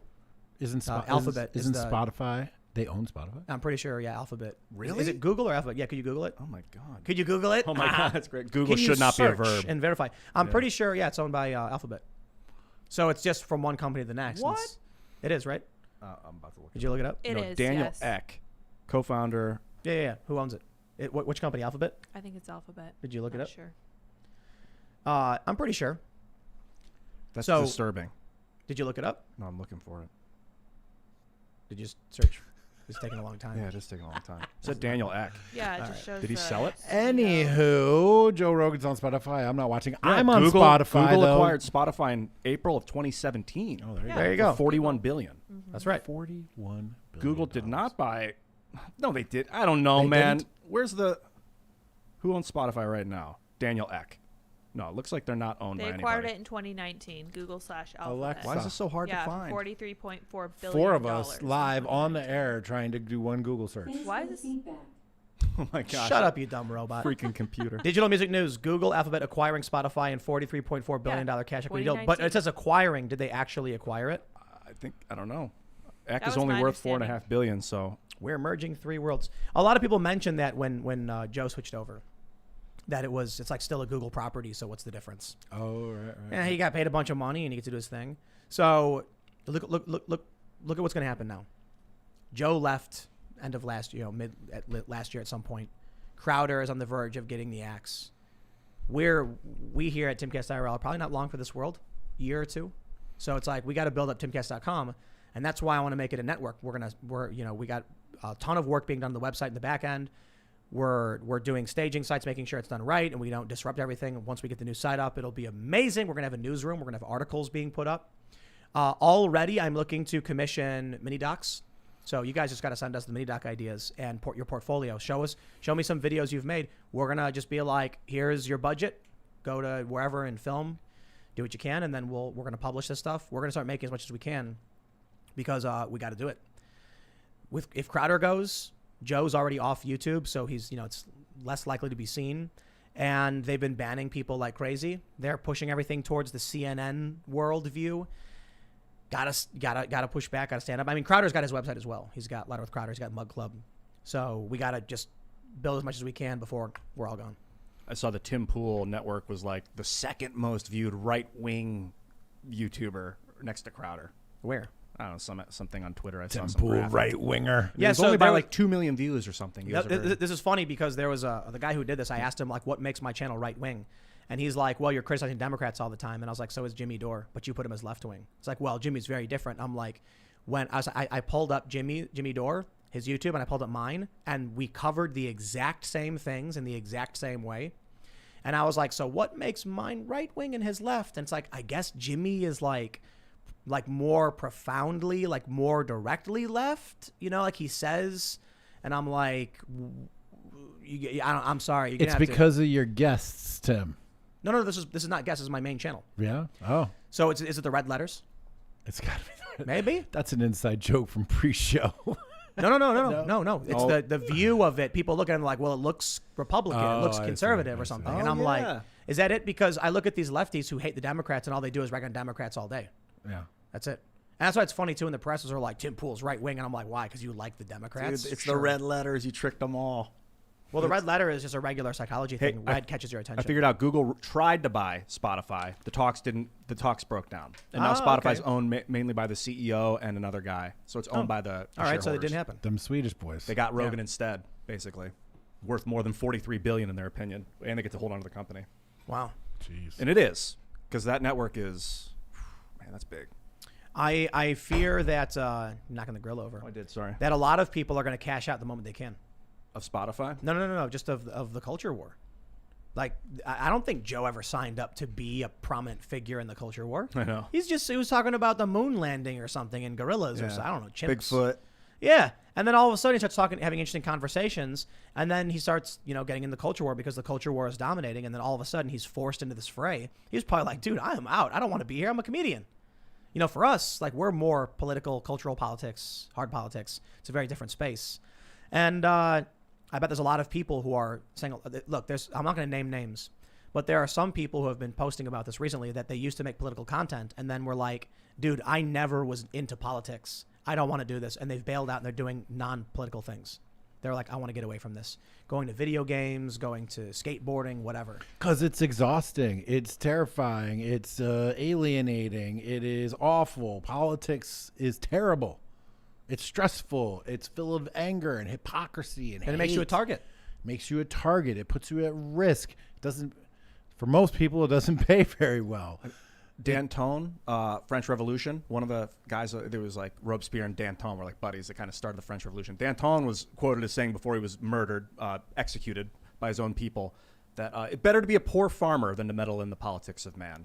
For sure. And I thought about that What yesterday. is? I mean, being a poor farmer, that sounds like a rich life to me. As long as you can eat and you got the fields and you got your land and you got your safety. Until one day they show up and they say, you there, give me your chicken. And you're like, I guess. And you hand it over. Why does the tax man have to be French? Wait, he said French. It was Dan. Hey, don't blame me. Sorry. He was talking about the French Revolution. I'm just the messenger. Wait, what? I think you're right. I think getting out of the political sphere, because if we're entertainers, then if we talk about politics, people really care, especially if you know what you're talking about. Kind of like what Trump did. We were talking about doing Bikini News Hour before the show. Yes. Here's the goal. You make a video where the first minute is a review of one of these like Instagram women, and then you talk about Israel-Palestine. So it's like the thumbnail is always like a woman in a bikini, and then they click it, and then you're like, this is a beautiful bikini here, this woman. So Instagram. No one can steal this. Now, here's the name. You ready? What? Thoughts and Thoughts. Thoughts and thoughts. Thoughts and Thoughts. Thoughts and thoughts. Thoughts and Thoughts. So what you do is in the first minute, you're like, look at this beautiful woman. This is her Instagram account. She has this many followers. She posts amazing photos. Now, Israel has been retaliating, and just Perfect. like Let's do your watch retention time will be 10%. But Right, People exactly. are there for a minute, but you get a lot of clicks. A lot of clicks. Entertaining. And then here's the news. Clout It's a me. news program where we have 3 segments. We've got bikini review, then 80% of hard news and politics, and then shouting out my Patreon or whatever. Exactly Yeah. right. Hit subscribe. Jack, what's your favorite topic to talk about? My favorite topic to talk about in general? Yeah. Oh, geez. Usually dad stuff, fatherhood, kids, masculinity, being there for your family, building a good family. That's awesome. Yeah. That's my number one favorite thing to talk about, number one favorite thing to do. Scoring. Pardon Yeah. me? Scoring. Scoring. Yeah. Like Beavis and Butthead. All they want to do is score. Score. Score. I remember. That's what they call it. I remember. Oh, you mean like, I see. Yes. Beavis and Butthead. That was definitely in my wheelhouse when I was in high school. That was like the big show. Score. Was that the slang term back then, I guess? For like hooking up? Yeah. Yeah. I mean, you scored. Yeah. But it was for anything. It was like, ooh, I got some Skittles. Score. Like, Yeah. it was just anything win. Earning points. Yeah. Putting points on the board. Yeah. But, family, stuff like that. I love talking about that. I go to the bathroom, you guys. Wow. This is Thanks for letting rocking. us know. We were waiting for like some profound statement. Right. I was like, He's okay, like, what do you like talking about, Ian, sir? All right. Wonderful. No, man, it's been a pessimistic past couple of weeks, and like the other day, I was looking at what stories to talk about, and then I realized all of these crises were happening at the same time, and I'm like, Biden's just screwed us. That's the story. The meta story. Well, so talking about politics for me, we talk about these other channels that don't want to do it because I never did. I didn't get into politics on accident. I was in politics literally my entire life. I was writing songs. It was activism. It was punk rock, and then I worked for nonprofits, and then I went down and went to these protests. Then I went to Occupy. I've been here the whole time. It's funny when people are like, Tim Pool's a grifter. It's like, I've been talking about this for 20 years. Right. I got nothing else. That's all I do. I still don't understand this term grifter. It's like you provide a service that people want, and most of it is absolutely stone free. Well, so the idea is that you're going to say things you don't actually believe to get clicks. I see. Like, Which is hilarious because your audience was red-pilled way before you were, and they all would have been pretty pleased if you would have that's just... not entirely true. The people who comment are the red pill people who are commenting because they're red pilled. Okay, I see. Yeah. And I still think if you watch Crowder and you watch me, you can clearly see we have a difference of opinion in how we handle stories and our opinions on the stories and our political policies. But this idea is that I all of a sudden decided to support Trump because it would make me money or something. It's like, oh yeah, I chose to be the weirdo odd person out when the establishment is completely dominated by Democrats to make money. What do they Right, to put a target on your back, to put yourself people are vulnerable and risky. leaving. Yeah. People are ditching this space. They don't want to be in it. And it's really funny to watch these former anti-SJW people now just like basically, these Trump supporters are so dumb. I mean, I'm not pro-Biden, but like, Biden's better than Trump. I'm like, shut your mouth, you coward. You got names? You call No, I'm them not going names? to name any of these people. I can't think of anybody that I was familiar with who made a can. big 180 like that. Oh, tons of people. They start pulling up Media Matters articles. They start pulling up grifter content. So when I say grifter content, there are people who literally just sit around pulling clips from this show out of context. Oh yeah. And my favorite is I've how, seen it. like, I've tried explaining to people how I've Bugs Bunnied them. You know what Bugs Bunnying is? When you like, no, I don't. I have no idea. I was just going to try to All right. BS it. So it's when someone says, we need higher taxes. And then you go, we need lower taxes. And they go, higher taxes. And then instead of saying lower taxes, you go, higher taxes. And then they go, lower taxes. And you go, I guess lower taxes. It's like when Bugs Bunny and Donald Duck, I'm sorry, Daffy Duck, Donald's a Disney guy, we're hunting season, we did rabbit season, duck season. So I explained, like, on this show, like 10 times what it means to Bugs Bunny someone. And then the reason I will say this, you'll get the grifters who will pull things out of context. And then when someone says, Tim, you once said X, I go, now I know you're not a viewer and I shouldn't engage with you. Because I'm like, the only way you would think that is if someone fell for the bait and pulled something out of context. Oh, right, yeah. Yeah. So, and then there are a bunch of funny people where I said something like abolish the police. And then remember when I was talking about how I was just going wild with Twitter and posting whatever? Yeah. So then when I say abolish the police, they're like, you don't actually care about abolishing the police. You're just saying that because you're going to rile people up. And I was like, are you arguing against me now when I say abolish the police? I've actually created a situation where the left is hostile towards the idea that I would abolish police because they come for me instead of what I'm saying. Then when I say something like tax the rich, they say, you're a grifter, blah, blah, blah. And then I'm like, now think about this for a second. They're not confronting the argument. They never do. They go for the person. You're a grifter. You're a liar. You're a scumbag, Pim Tool. So now I have a tweet that says, abolish the police, and the leftists say, you're a moron, F you, Tim Pool. And I'm like, oh no. Now all of a sudden all these leftists are attacking me because I said abolish the police. To an outside observer, they'll see that tweet and think the leftists are right wing. You see the point? Yeah. They're not. These people don't engage with arguments, so they walk into these traps. Grifters will pull things out of context. They'll put up a minute and then cut out the next minute where I'm like, now actually the point there was that they'll bait this, and they totally miss the point. They call those ad hominem attacks when they go after your person. If you make a point and then they attack you as a person. That's just Twitter. That's part of, they call it fallacious arguments. So be so aware of those. See those if you see those. Ad hominem is usually, it means to the man. It's usually when someone will say, I think we need higher taxes. And you'll say, but sir, I believe we need lower taxes. And instead of arguing, they'll say, well, that's because you're a Nazi. Yeah. That's an ad hominem. But what happens is if I tweet something like vanilla ice cream is better than chocolate, the leftists will just say, you're a moron, F you, go screw yourself. So now if I tweet something that's pro-left, they'll say the same things. Wow. In opposition to their own So you're ideology. controlling opposition. No, the point was that it's Bugs Bunnying people. Because it's to prove a point, a couple things. One, it shows they don't actually have principles or ideology. As I've long said, the woke left has no ideology. It's all about tribe. So if you, as the enemy of their tribe, say something, they must disagree with you. Now, I can say things like tax the rich, abolish the police, and, Joe Biden's tax policies don't go far enough, and they get angry and say, F you, you're stupid, this is wrong, because they hate me as an enemy of their tribe. Get it? I used to think that people need a villain to like rally around, and if they have a villain, then they'll unify. So I try to become the villain, And it kind of worked, but it didn't really. Be the villain? Yeah, I tried to be the villain so that people could be you like, can't be the Ian's villain. an idiot. You have Ian's no the power problem." over them. But then at least they're rallying and unifying for something. But I think it's manipulating people, and it's not. I'm almost to the point where it's, I've felt this way every so often. Like, we've been sitting here talking about this stuff for some time. Have things gotten better? Some things. Like what? What things? What things? Peace in the world? The grand situation. No. Inflation? No. Energy? So at no. what point do we just say, I'm going to take a bunch of money, I'm going to put it in a liquidity pool through Uniswap or something to get a massive return and just dip out? I believe we were all plotting that right before the show, as a matter of fact. So basically, for those that aren't familiar, simplify it. It's a crypto ATM. And you can put money into it, and if you have enough to invest, you get a massive return because you're operating in an ATM. Why bother working? Buy property, rent it out. To help people. That's my mission. But nothing's getting better. Well, it's getting worse. You don't always see it on the surface. The surface tensions are boiling, but like the systems like mines and like decentralized networking is advancing. Who was the dude who was pushing the rock? Was that Sisyphus or? Sisyphus. That was Sisyphus. Sisyphus, thought yes. so. Pushing, He was the pushing- rock up the hill. Yeah. Mhm. Yeah, so imagine Sisyphean. this guy's got to push the rock up the hill for eternity. Yep. But at least the rock's going up. Not Prometheus. No, he's the guy who stole fire. Prometheus is, yes. We're like Sisyphus, but the rock's slowly pushing us down, and we can't lift it, and we're like, So you're like Atlas, but you're actually fatiguing. It's done. It's crushing you.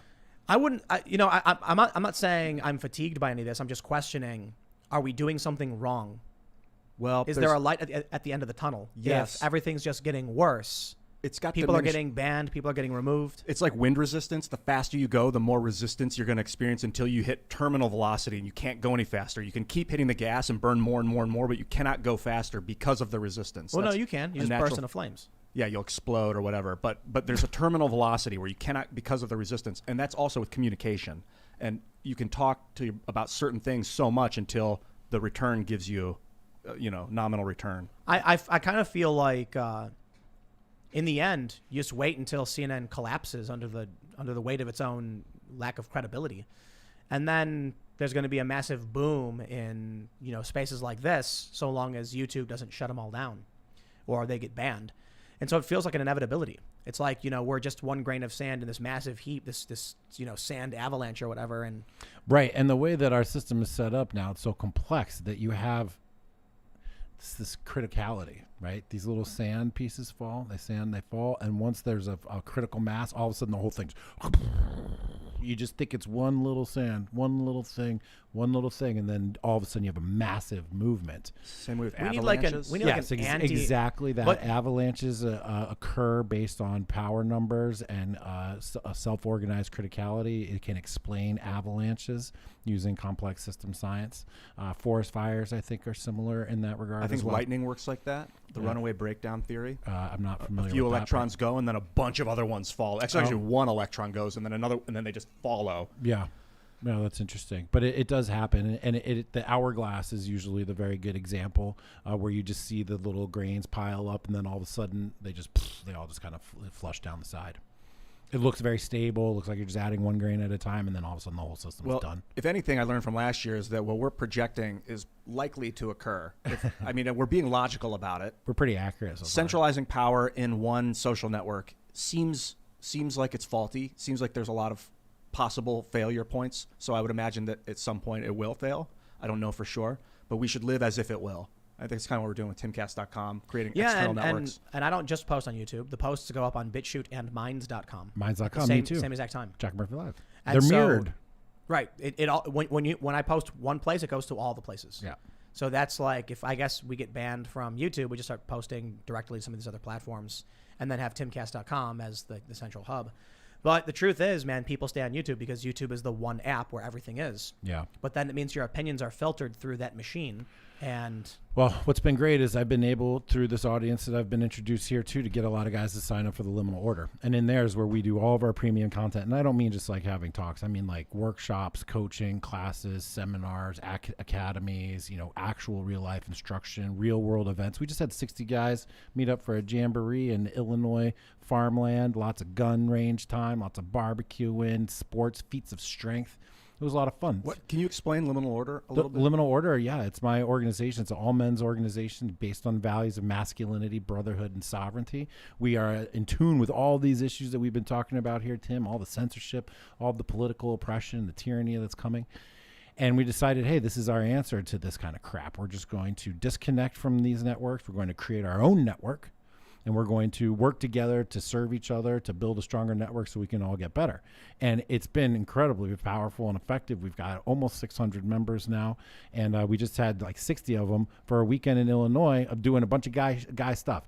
Barbecuing 120 pounds of meat just for dinner. We had a whole armory out at the gun range there. We did feats of strength. We had campfires and sports events. And it was a blast. Did you go? I definitely went. Sounds epic. It was epic. That's why I got a little sunburn here. My nose is all peeling. That's why you're using the shea butter. I was using the shea butter. So that's the liminal order. And that's our same idea, is to get off of these networks that you want to be off the grids you want off of and on the grids you want to be on. And that's the future for us. I got good news. That's the liminal order. We just got the parking lot resealed. I saw that driving up today. I was like, man, it looks and smells like beautiful fresh asphalt. It smells up here. awful. It smelled like progress, man. We're also having the crew come in to finish tearing down some of the old insulation and ceiling stuff, which means we're really close to having the garage venue cleaned out and properly set up. And then we're actually going to do probably like weekly hangouts.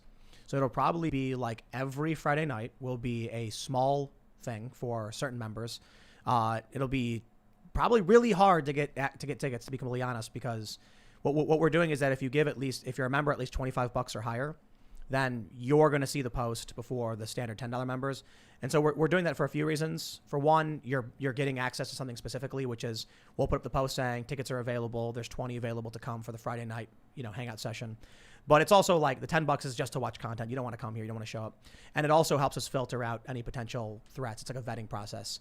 You got to be a legitimate member, and we're not going to tell you when the post will go up. So it's harder for extreme weirdos like far left to figure out when and where. Almost like we should send out an email to members so it doesn't go public. There's not like a public. It's not going to be public. It's going to be posted to the site for only people who give 25 or more. And then it's going to be at a random point throughout the week. And then it's going to be first come, first serve, which means it'll be really difficult probably for a lot of people to get the limited access. Sellouts every night. And the tickets are going to be relatively cheap, but for the most part, the selling of the tickets is just another way to try and screen out potential threats or whatever. But look, there's like Antifa weirdos who would pay $1,000 to get here and do something crazy. Totally. Looks like I need to raise my membership tier up to the $25. Mm-hmm. Jack, Yes, you're here right now. Oh, I'm here right now. I'm here. Did you play music? Yeah, you could just show up. I didn't even have to pay. Do you play drums? I was a percussionist. Yeah. Dude, we got a jam. They got a drum kit outside. I'm not a trap setter, percussionist, like orchestral percussion. Let's rock and roll. It's not as cool as being a rock and roll drum setter, though, is it? I don't know. Well, let's take some. What was that? Can you adjust Tim's camera? I think you kicked Oh, it. This one right you here? kicked Oh, yeah, it. it got booted. No, don't grab from the camera. Grab from the Grab from the gold bottom. part. Yeah. Yeah, I just Thank you, turned Lydia. How dare you kick my camera? Tell me when to stop. That's good. There you go. Perfect. Jack was trying to make sure that there were two cameras. Oh, it's what's moving it again. doing? Why is it doing that? Interesting. It's being Oh, pulled hello, by everyone. a I'm cord. here in the corner. Jack's trying to make sure Ian gets two cameras. Can you please Why put is it Tim's rotating? camera on me, Jack? Tell me when to stop. No, you just stop, but it's it rotating needs to be back as soon as you let tightened. go. Yeah, look Look at at that. that. Huh. It's the power cable probably. See, you don't get this. Oh yeah, the louder power and cable louder. fell off. I'm not kicking Look at anything. that I'm not rotating. kicking anything. Hi, People are going to be everyone. able to see things they're not supposed to be able to see on Yeah. YouTube. I hold it. I hold it. All right, Jackson. Ian's Ian's coming to fix it. gonna wrap We'll me take up. super chats while Ian tries to figure out why it's I was spinning. like, oh, we got it. It's the power cable. The power cable is causing it to spin I was because just gonna let it go, but no. there you go. Just boom.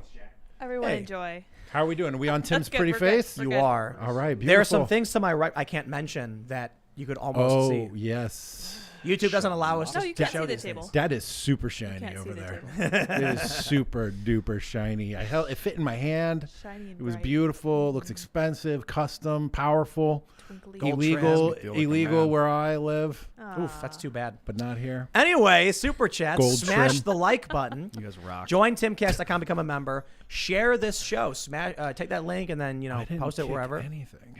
We need to get a professional chat room hype person to be like, share the link. Oh, yeah. All right, let's read some super chats. We got GC Geek Army who says there is no gas shortage. All the lines can be opened manually. They just don't want to. Kind of weird. This is mostly affecting red states. I think so too, and I pointed this out today and the day before. A bunch of stories from 2 weeks ago where they were saying there was going to be a gas shortage. CNN, Fox, The Guardian were like, expect gas shortages this summer. I don't know why someone would do it on purpose. If you're a retail outlet, you sell product. There's no reason to hold back product, not to sell it. I went to gas stations in D.C. They were out of regular fuel, period. Unless you're in a cult. Oh, right. And there's some people who are like, we want to ban gasoline. And Whitmer's like, we're going to shut down this oil pipeline during a crisis. That's what she did. I have to listen to her speak just to see how good your impression She is. probably talks like this, don't you know? I don't know what she sounds like. Otherwise, I do a real impersonation of her. Hilarious. Steven13 says you should check out the movie Greenland. It is a realistic and terrifying take on the human reaction to a crisis. In the movie, the Earth is bombarded by small comets. Eventually, the big one comes. I watched it. Felt it was fairly generic, but I do like that idea. Like, so there are, I'm going to spoil it. Spoiler alert for those who haven't seen Greenland. They're like in the house, and only select people get chosen. The guy's TV says like, Jonathan Smith, you have been chosen. Please proceed to. And all the neighbors are watching like, where's my notification? We didn't get one. Only some people get to live. I hope you got a big basement. It's the shattered comments that concern me. Shattering of comments? Yeah. Ooh, this is interesting. Oh. Kyle Buchanan says, love y'all. I'm an HVAC tech. Units will be going up 12% June 1st. I'm investing in the best crypto, bullets. That's right. Wow, 12%. Yeah. And that's all at once. They're just deciding when they're going to jack the price. I just bought a bunch of bullets. Good move. Feels like a good investment because demand is going to skyrocket, but also inflation will make them harder to buy. So I'm like, buy them now because I don't know what else to buy other than food, you know? But that's the joke people are posting on Twitter is how many bullets do you need to get, you know, someone's food? And it's one. It's just one. That's yeah, right. That's it. But in actuality, it's just a gun because you could have nothing in it. People would still get scared and just give you what you want, you know? Maybe batteries and solar panels. Hopefully it never comes to that. We don't want to live that way. I want to be able to like just love- chill with a rocking chair on the front porch and be left alone. I want to bring this awesome technology to everyone on Earth. Nelson Sepulveda says, Tim, you are wrong. The government and the media said the truth. There are no line for gas. If there is no gas, there is no line. I tweeted that. I was like, can't have a line for gas if there's no gas in the station, right? It's not a shortage. There's just not enough for everybody who wants it right now. Yeah, there's none. That's not a shortage. It means there's none. Brad81 says, you need to have Tom McDonald and Shoe on Head on your show. If also, like to see you on the Drinkin' Bros podcast. I have spoken with Tom McDonald, I believe, on more than one occasion. He is awesome. His music is fantastic, but he has it's just really difficult right now for a lot of people. And I think I can't remember. I don't want to put Shoe on Head on the spot, but I don't think she wanted to. I don't remember for sure though. Maybe she said she couldn't do it because I think a lot of people can't travel right now. But trust me, a lot of people are like, "Why don't you have these people?" We asked everybody. I like everybody who follows me. I've emailed or DM'd, and a lot of people are like, "Nah, I don't want to do it." I don't look. Tom McDonald and Shoot don't need to come on the show. They have their own massive platforms to speak their mind and do what they want to do. Yeah. So it's like, why would they fly out here when they have, you know, like Shoe has like 1 million something subscribers. He doesn't need to come out here. Tom McDonald puts out a music video and gets like tens of millions of views or whatever. He doesn't need to come and sit here and talk to me. So that's a funny thing. I see a lot of people who have like these shows and they're like, you need to come on my show. And I'm like, no, they don't. Yeah. Like they have their own show. That's why I like the idea. You know, Joe Rogan brings a lot of people who are just like academics and researchers, people who don't have shows. That makes sense. Yeah, that's generally what I do. I go after authors and scholars and people that don't have shows, people that aren't media personalities, but are experts in their field with really cool stories to tell. That's my goal. Yeah. All right, we got Crandall Logan says, Tim, you should buy a microwave, cut the cord, and put spare electronics inside. A microwave is a Faraday cage to protect against EMPs from World War III. Tim, you keep criticizing the former vice president. The Earth King invites you to Lake Laogai. Laogai? How do you pronounce that? There is no war in Ba Sing Se. You know that meme? I do not, Avatar? sir. I am not. I'm not as internet as you, dude. So in the show Avatar, there's a war going on between all these nations. I saw that. And in the Earth city of Ba Sing Se, the government doesn't allow anyone to talk about it. Oh. So they keep people in the dark. Oh, perfect. And that's what's happening now with like the shortages. The government's That's like, right. there is There's- no gas shortage in Southeast United States. There definitely isn't. Just not Yeah, everybody who wants it can get it. That's right. It's different. Just stop wanting your gas and you'll be fine. Get in your pot, eat your bugs. John Wifey says, remember the last economy crash due to the housing crisis? Its catalyst was $5 a gallon gas, making people decide on mortgage or gas to work. Oh, man. He says, now our money is worth less, people are overspending and gas is artificially being made scarce, I predict a spike in gas prices and another collapse. I do not disagree. Let me introduce you to a word we haven't used for a while around here called stagflation. What's that? Stagflation, that's where inflation goes up and the economy goes down and unemployment goes up. Wow. It is a bad place to be. And the last time we got out of stagflation, it took the, first of all, the Federal Reserve, your best friend, Ian. I know them. I can't believe I'm bringing it up before you did. The Federal Reserve. Federal Reserve. Paul Volcker raised interest rates to like 18% in 1981. Which killed inflation and kicked off a 40-year bull run in the market, in the bond market, which made an entire generation of fixed income bankers extremely rich. Maybe they're trying to angle for something like that yet again. Yep. Because the people who have hard assets that retain their value, once the economy crashes, can then buy up a bunch of the assets for pennies on the dollar and then swap back. And there we go. When they say it takes money to make money, that's what they're talking about. All right. Kevin Dobler says, Tim, have Crowder on. Yes. Crowder, who gets tens of millions of views and has millions of subscribers. I'd love to have him on, but he has a much bigger show. So, like, why would he stop? Or his show does he? Nah, he's going to keep doing a show on his website. But why would he be like, I will not do my show and then go on my show? I don't know. You guys got to make a deal where you go on his show once and he comes on. Well, your but show. like he's had him on his show several times because he does remotes. Oh, we don't do right. remote here. I would like to have you on my show because I would like to ask you my questions at my pace. We don't do remotes. We don't do remotes. Oh, I mean, I might do a remote for me. Yeah. Yeah. Okay. Well, we'll talk about it. Depends on how tired I am. Hardest working man in YouTube. Biz right here. So a lot of people. This guy. I stopped doing the weekend stuff, but now we're back to working on weekends again. So now there's no, because we're doing the vlogs on the weekends, and so we're trying to ramp up into a vlog every single day. And I only imagine that eventually my head will explode. Yeah, well, you're young. Mr. Bojangle says, great work, y'all, from active military. I want to make sure to correct something I heard back on the 6th of May from Ian. I want to clarify that the phrase WMD isn't limited to nukes. Saddam used gas attacks in his war with Iran and the Kurds. All respect. That is confirmed, yeah. Gas. Enrique Lichtenstein says, this one's for Ian. Look up the NASA video on lattice confinement fusion. Long-term future of energy is looking very bright. Are you talking about the palladium lattice where they bombard it with I don't know. deuterium? And perhaps. Let's find out. AMK says, Ohio Governor Mike DeWine announced a $1 million lottery for those who have received at least their first dose of the COVID vaccine, per NBC News. Why? That is so weird. That just creeps me out. Tell me about it. I was looking up lattice confinement. Ohio's doing a $1 million lottery for people who get the vaccine. That's just so weird. Bribery. No. I was like, but why do they need to do that? Obviously, because not enough people, according to them, are getting the vaccine. I saw the other day a woman, a PhD public health person, saying that she thinks that the best way to get vaccines rolled out to more people is to go down to bars where people are consuming alcohol and utilize the fact that they are under the influence of a mind-altering substance and susceptible to peer pressure and in an environment where things are already, inhibitions are lowered, that they should go around and just be jabbing all the drunk people at a bar. This was made with a straight face. We got to get them when they're drunk and susceptible to peer pressure and their inhibitions are lowered. Then we can jab them up with our magnified chip implants that hold your refrigerator magnet to your arm. I feel like their immune system their immune systems would be compromised at the bar. YouTube doesn't know when you're joking, nor do they care. I'm joking. I don't know. Did I say something wrong? I mean, you just wouldn't care if you joke.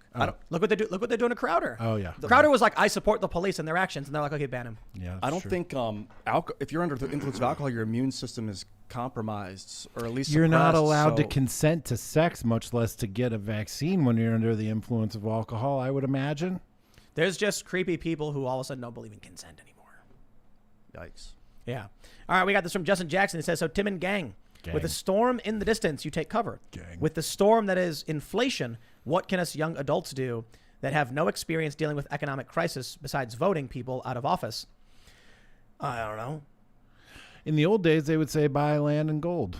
and bury a big pot of money, dollars in your backyard. No. No, opposite. That's what they did in the 20s. No, that's the opposite. That's the opposite sure? of what. No, yes. When there's inflation and you need something, your incentive is to go out and to buy it as quickly as possible. Yeah, that was the gold standard back in the day, bro. When it's deflation, that's when you just take your money and stick it underneath the mattress, because why buy this thing today that's going to be cheaper tomorrow? Yeah, buy Bitcoin now, and I don't mean literally. I'm saying I will buy Bitcoin now and then wait for it to just. So for a young person, more I don't know value. how old he is or you are, but like, what do you do if you don't have a large asset? Like, what do you do? One thing you can do is you have to get involved in a business that has changing prices, and that you have to be responsible for your wages through your efforts, right? If you work for a company and inflation goes up, they're not going to raise your wages right away. And in fact, in the 70s, I believe we even put a cap on prices, put a cap on wages. We did a cap on all kinds of stuff, which led to shortages and all kinds of terrible things. But today, if you can get into a business in which you are the person that is responsible for generating income, and that income is a price that you can set on a day-to-day basis, you can therefore react then to your input prices. If you have a big set of inventory and a huge amount of investment, that's going to make it harder. But as long as you can buy and sell something that which you can change the price of yourself, that is a way to cope with inflation. All right, this one's good. Raleigh A. Murray says Trump should have his supporters register as Democrats and he should run as a Dem in 2024. 4 out of 5 other Dems will split the Dem vote and the DNC will implode. That would be epic. That'd be Yes, hilarious. Trump run as a Democrat. He would win the primary. All right, the one free man says, Michael Malice said COVID gave bad people a lot of useful info on just how far they could push the general public. That's right. Creepy. Jerry Rosen says, hey, Tim, was listening to your podcast with Max Kaiser about BTC and disagree with him. I own a coin called Luna Doge. It's a DeFi token built to be a store of value. It incurs taxes that get redistributed to its holders, LTS. Interesting.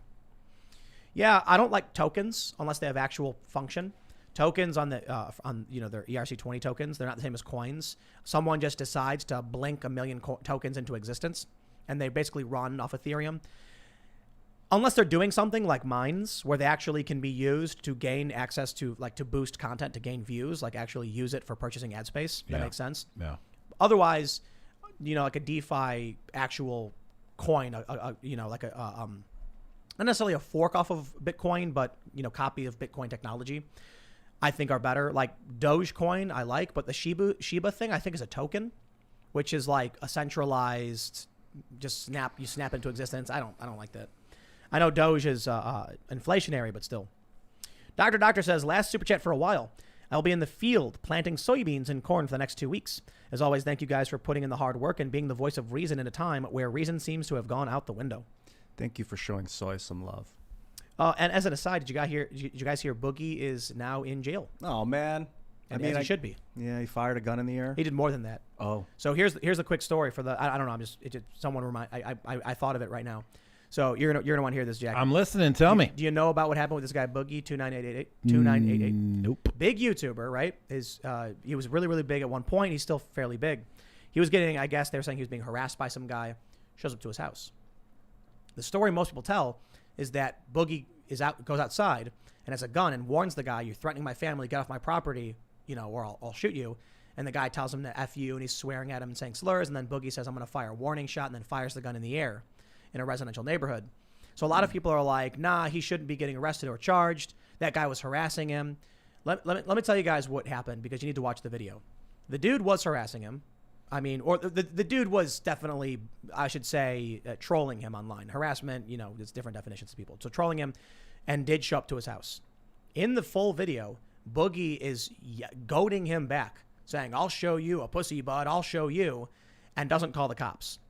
Takes a gun from someone else and says, "I'm coming out there. All right, protect my dog. I'm going out there." Opens the door to confront the guy. Then points the gun in the air and says, "I'm going to shoot it. I'm going to shoot it," and shoots it. You can't do those things. You can't do that. All right, I'm sorry.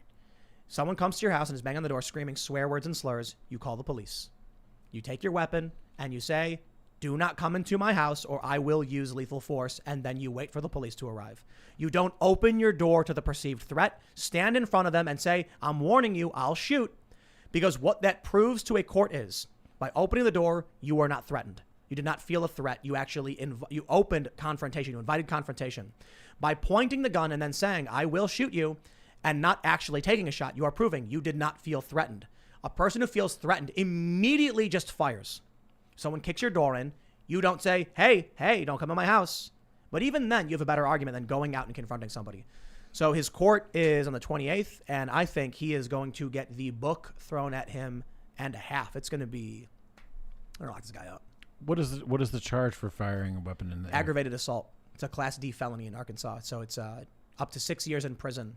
And if you use a firearm, it's 15. Jeez. If you use a firearm in an aggravated assault, 15 years. So this dude could be potentially So getting... this dude who shot a gun up into the air. He didn't do that. He went like this. Okay, but not at them. He fired it like in the direction of homes, and Sure. and those bullets come down fast. Sure, they do. I can't. I think it was a 38. I'm not sure. I think the last time I was here was the night that those two girls carjacked that Uber Eats driver, stole his car, and killed the man, Anwar. Yeah. They're getting off. Well, they're getting sentences. Well, they're not even being tried as adults. They're going to be out. They're going to be done. Yeah, but aren't they going to actually go to juvie? Yeah. Yeah, they're going to go to juvie. Big deal. Yeah. They're going to go to juvie for big deal. But this guy who had a guy at his house was harassing him or whatever, he walks outside, he shoots it over their head. He's going to go to prison for 15 years. That bullet comes down somewhere. But did it? Yes. On whom? It probably hit someone's house. I don't know. That's why he's not getting a murder charge. Yeah. He's getting an aggravated assault charge. 15 He's not even getting an attempted murder charge. That's up to. Yeah. I think it's possible that he could get a plea deal down for like a year probation or something. I mean, people murder people and get less than a 15-year sentence. Yeah, that's the maximum. Yeah. Aggravated assault with a firearm in Arkansas would be like, in that circumstance, they're probably imagining you walk up to someone and put the gun in their face and scream at them. Yeah. He was close to doing that. Listen, if someone comes to your house, I understand you're mad. But opening your door, telling the guy, I'll show you who's a pussy, bud. That's what he said. Yeah, that's like, that's dude, not you're good. not scared of that person when you do that. You're angry at that person. True. When you open the door to them, you are not worried they were going to injure you or your family. You actually were inviting the confrontation by doing so. And he only called the cops because afterward, the other guy in the video was like, oh, you should call the cops, man. He's like, okay, I guess. Yeah, the police wouldn't even... The funny thing is, by calling the cops, now he's going to jail. If they didn't call the cops, nothing would happen. So the guy went there to get under his skin and harass him. Oh, he was saying crazy stuff. And man, did he succeed. That Yep. sucks. Do not be drawn into their fight. Dude, the gun wasn't even his. Don't take someone else's gun. Open your door to someone you claim is threatening you and fire a gun in the air in a residential neighborhood. That's insane. And a lot of people are like, they're defending him. And I'm like, dude, I get it. He was being, he was upset. He was being trolled by this guy. He's saying he was being harassed by this guy. But good luck proving to a judge you were actually scared of that person. You don't get to fire a gun at someone you're mad at because they're harassing you. Sorry, it's not how it works. Yeah. Anyway, I digress. Let's read some more super chats. Sonny James says, I'm actually excited about panic buying. Despite all the division among us citizens of the U.S., we all agree on one thing. We don't trust our government. When they tell us not to panic, we all do, and we've been right so far. Creepy, right? Handyman TN says, Tim, think quick. What is your single best advice for a new YouTuber? Start making videos. Just do it and get better at it. Every day, make a video, work as hard as you can, and just get the ball rolling. Have a good microphone. That's a big part of it. No, just get started. You can have crappy lighting, but if the audio is really good, that goes a long way. Now, when I first started, I had a GoPro 4 with crappy audio. Really? And then if your content is good, quality can improve afterwards. Did you share your stuff? That's exactly how I started. Shoe on Head uses a webcam. When I crappy- started, I would right-click all the comments. I'd go to another vlogger, like Boheem. He was a popular, and so I right-clicked on all the commenters and opened all their pages and then messaged them each individually. This is my new video. So I would take 12 hours a day or 10 hours a day publicizing my stuff. Did you spend a lot of time publicizing your work in the early days? None. I started off with a crappy mic and a crappy webcam. Started off doing just audio, and now content was good. And then it took me time, and I finally upgraded all my equipment. It's all pro level now, and man, we're killing it. Yeah, I would take a GoPro 4 and I would put it on top of the monitor and I would just press play, and then I'd record like a 10-minute thing every day, and that was it. And then I just started, getting the flow of things. Once I streamlined the process, got a better camera, upgrade, and just start doing it. You can't get good at something unless you just start doing it. Don't worry about the biggest mistake people make is trying to build a massive foundation. Yes. This is true for any startup. Yes. They'll lay this $1 million concrete foundation, figuratively or literally, and then find out they're in the wrong place. Right. So if you go out and buy a bunch of expensive microphones and cameras and you don't know what you're doing with them, you've just wasted a bunch of money when you find out, I actually don't need that. I actually need something else. So I have a Black Magic switcher on my desk. That's one of those things that I don't need as well. Listen, this is something that I talk about a lot inside the LO, which is the OODA loop: observe, orient, decide, and act. It's a great way of making decisions and adjusting yourself to circumstances. We like to turn that around and do act first. Act, then observe, orient, and decide.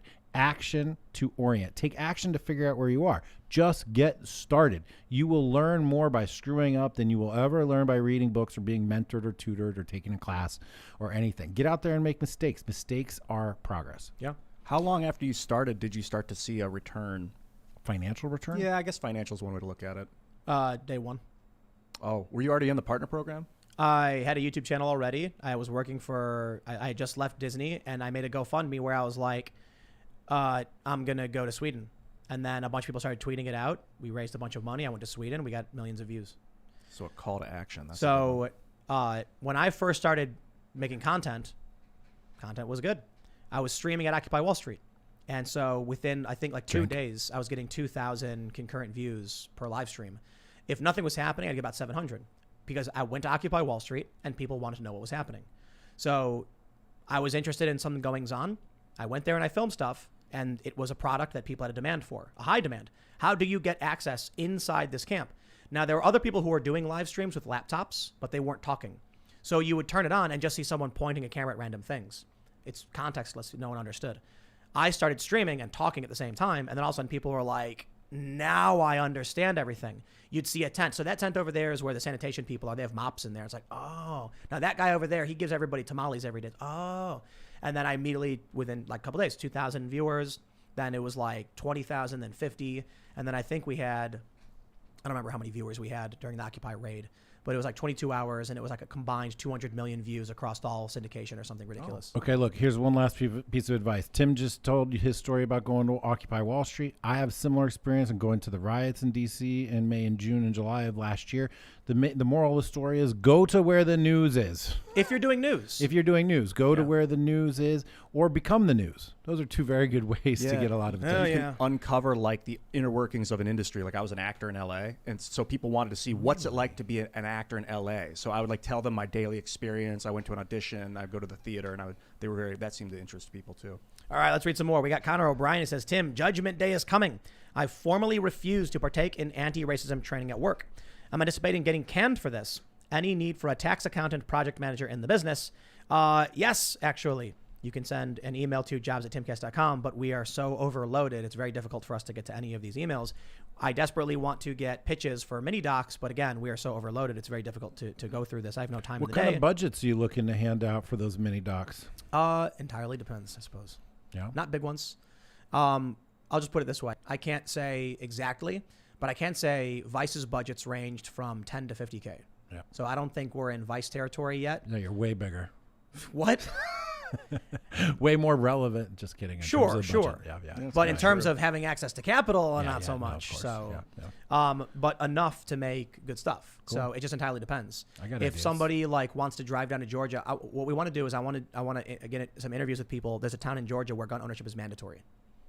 Have you ever heard of it? No. Yeah, someone was talking about it the other day, but I've been, following the story. Yeah, you're required by like town charter to own a gun. Is it anywhere near Atlanta? Because I'm going to be in Atlanta pretty soon. I don't know. I'll have to look it up. I had an idea about I'll check it out. a ghost hunting show. I'll tell you about it off air. I don't want to blast One it of the things we want to do is a lot of people have mentioned potential paranormal stuff, but anything we do with paranormal is going to be academic. So, we've gotten hit up by people who are like, we want to do EVP and like seances. And I'm like, I'm not going to do that. It's never going to happen. What I would like to do is actually have someone go to a haunted house, a known haunted location, and then someone else go to a new build, a building that was just built. And then of similar structure or similar composition, and then do a series of tests with a variety of like energy detection devices, and then as a control group, and then test to see if there's differences. It's not perfect because the ground composition will be different. We don't, there could be a mine underneath. Who knows? I think I figured out the secret. But at least starting from the basic scientific approach of we're not going to do EVP garbage that's made up. We're not going to use EMF detectors, in the way they do on these ghost hunter shows. We will have them. but a lot of what they do is just made up stupid stuff. I want an actual academic view of haunted locations. Why are they haunted? Why do people report these things? Are they making it up? Can we do some legitimate scientific research and then be like, here's what we found. We don't know what it means. Here's some data. Who's doing it? Some universities, probably. I'd like to film it. 100%. I'll talk about it. I don't want to Right blast out every. Yeah, let's. All right, Josh Oliver says, hi, love the show. I actually sent you an email about getting on as an intern and also a project idea for creating culture in the world of writing. I don't live far from y'all and would love to chat. Josh Oliver, pitches at timcast.com. But again, we are so overloaded trying to get everything done. We probably should need to dedicate a good week to hiring like 5 people so that we can manage out all of these projects properly. First thing you should do is hire somebody who hires people, and then you just don't have to worry about it anymore. Quality control, man. Yeah, But no yeah, kidding. Like a HR person. but they got to be like top tier, best of the best. And that's not easy to do. Nope. Yep. Nope. People are Tyler- the hardest parts of any business. True. Oh, yeah. Managing personalities. Tyler 102401 says, I was wondering 2 things. Would you be willing to finance a business venture? It is a medication that promotes mental longevity called Batacath Care. Also, where can I buy Bitcoin? Max was mentioning Swan Bitcoin, right? Oh yeah. Yeah, so we'll shout them out. I've not checked them out, but that's what Max was saying, and Max is smart. So I don't know. Look into it. And Batacath Care, interesting. I would not be interested in getting anywhere near that, You sure? unfortunately. Oh. Yeah, I'm not confident in Batacath Care. What is it? Batacath? That's what Joe Biden was proposing, right? I'm sorry. Transherberliberator? Jonathan Howe says Elon Musk said Tesla will no longer accept BTC, but is looking into other crypto. Doge is the future. Let me explain something. We often see very powerful individuals say, we are denouncing Bitcoin. And then the Bitcoin price collapses. And then lo and behold, a bunch of wealthy individuals buy up the Bitcoin at a discount. I think Jamie Dimon did that. Was he the CEO of JP Morgan or something? Kept saying Bitcoin no. And then when Bitcoin prices tanks, all of a sudden he's like, Bitcoin yes. Elon Musk put out a message. He said, we will no longer accept crypto because of the environmental factors. A bunch of smart people then quickly pointed out Bitcoin miners are using renewable energies because it cuts the costs because they have to pay for the energy in the first place. So that's not correct. Elon says in the message, so we will not be doing transactions in Bitcoin nor selling it. What did Elon really say? Hold on for dear life, he That's says. right. He said when they were doing transactions in Bitcoin, there is a possibility that they would give some up because they're doing a free exchange. No, they don't want to do that. Bitcoin's going to go to $1 million. So now that they've accepted a bunch of Bitcoin for cars, they stop it and now hold the Bitcoin forever and using the environmentalism as an excuse. In my opinion, I think they just want an excuse to hold on to Bitcoin and not give it up. You said they were selling Bitcoin too? So transacting in Bitcoin means, back and forth, I suppose. And they mentioned they will no longer be selling it. I know they were. Yeah. Interesting. You would So think they're- you would think that a pretty decent size of their market were people who had crypto wealth and like, hey, let me just buy a Tesla with my crypto. Yeah. Dogecoin? Can you buy Tesla with? Oh, he just posted on Twitter. Should we accept Doge for Teslas? I didn't click. Wild. Vampire Slayer says, Tim, you perfectly described how Philip DeFranco used to run his channel with thoughts on thoughts. He started with an internet model and then talked news. That's right. That's awesome. And he had the same name I came up with too. Thoughts and Thoughts. Is that what it was? I don't know. Yeah, basically. Thoughts on thoughts. Thoughts on Thoughts. That's hilarious. Well, great, Casey, great one- minds. It's true. One of Casey Neistat's videos. It's what's it called? Make It Count. The thumbnail is like 2 women in bikinis and taking a picture of it, and that stuff legit works. People click on that stuff. They want to see, oh, beautiful woman. They click it. All right. Sonny James says, I subscribe to a lot of leftist channels that I love. I've yet to find one who at the same time wants to abolish police and prisons, yet they are either gun control advocates or stay silent. Who they think are going to seize the weapons. Can't have it 2 ways. Which is why it's funny. And all right, let me just point something out. You come to a show like this, I think we're fairly logically consistent in that regard. But you go to some of these lefty channels and they're like, abolish the police and guns. It's like, did you think for 2 seconds? Oh, I'm sorry. Many of these people think 2 + 2 = 5. So I'm not surprised they can't do standard math. Don't say it, What? Ian. Jack, don't goad me. Don't start on this. Don't goad me into this. Don't start You're on on my this. property. I am I'm just kidding. Ladies and gentlemen, if you haven't already, smash that like button. We're going to do a bonus segment over at timcast.com.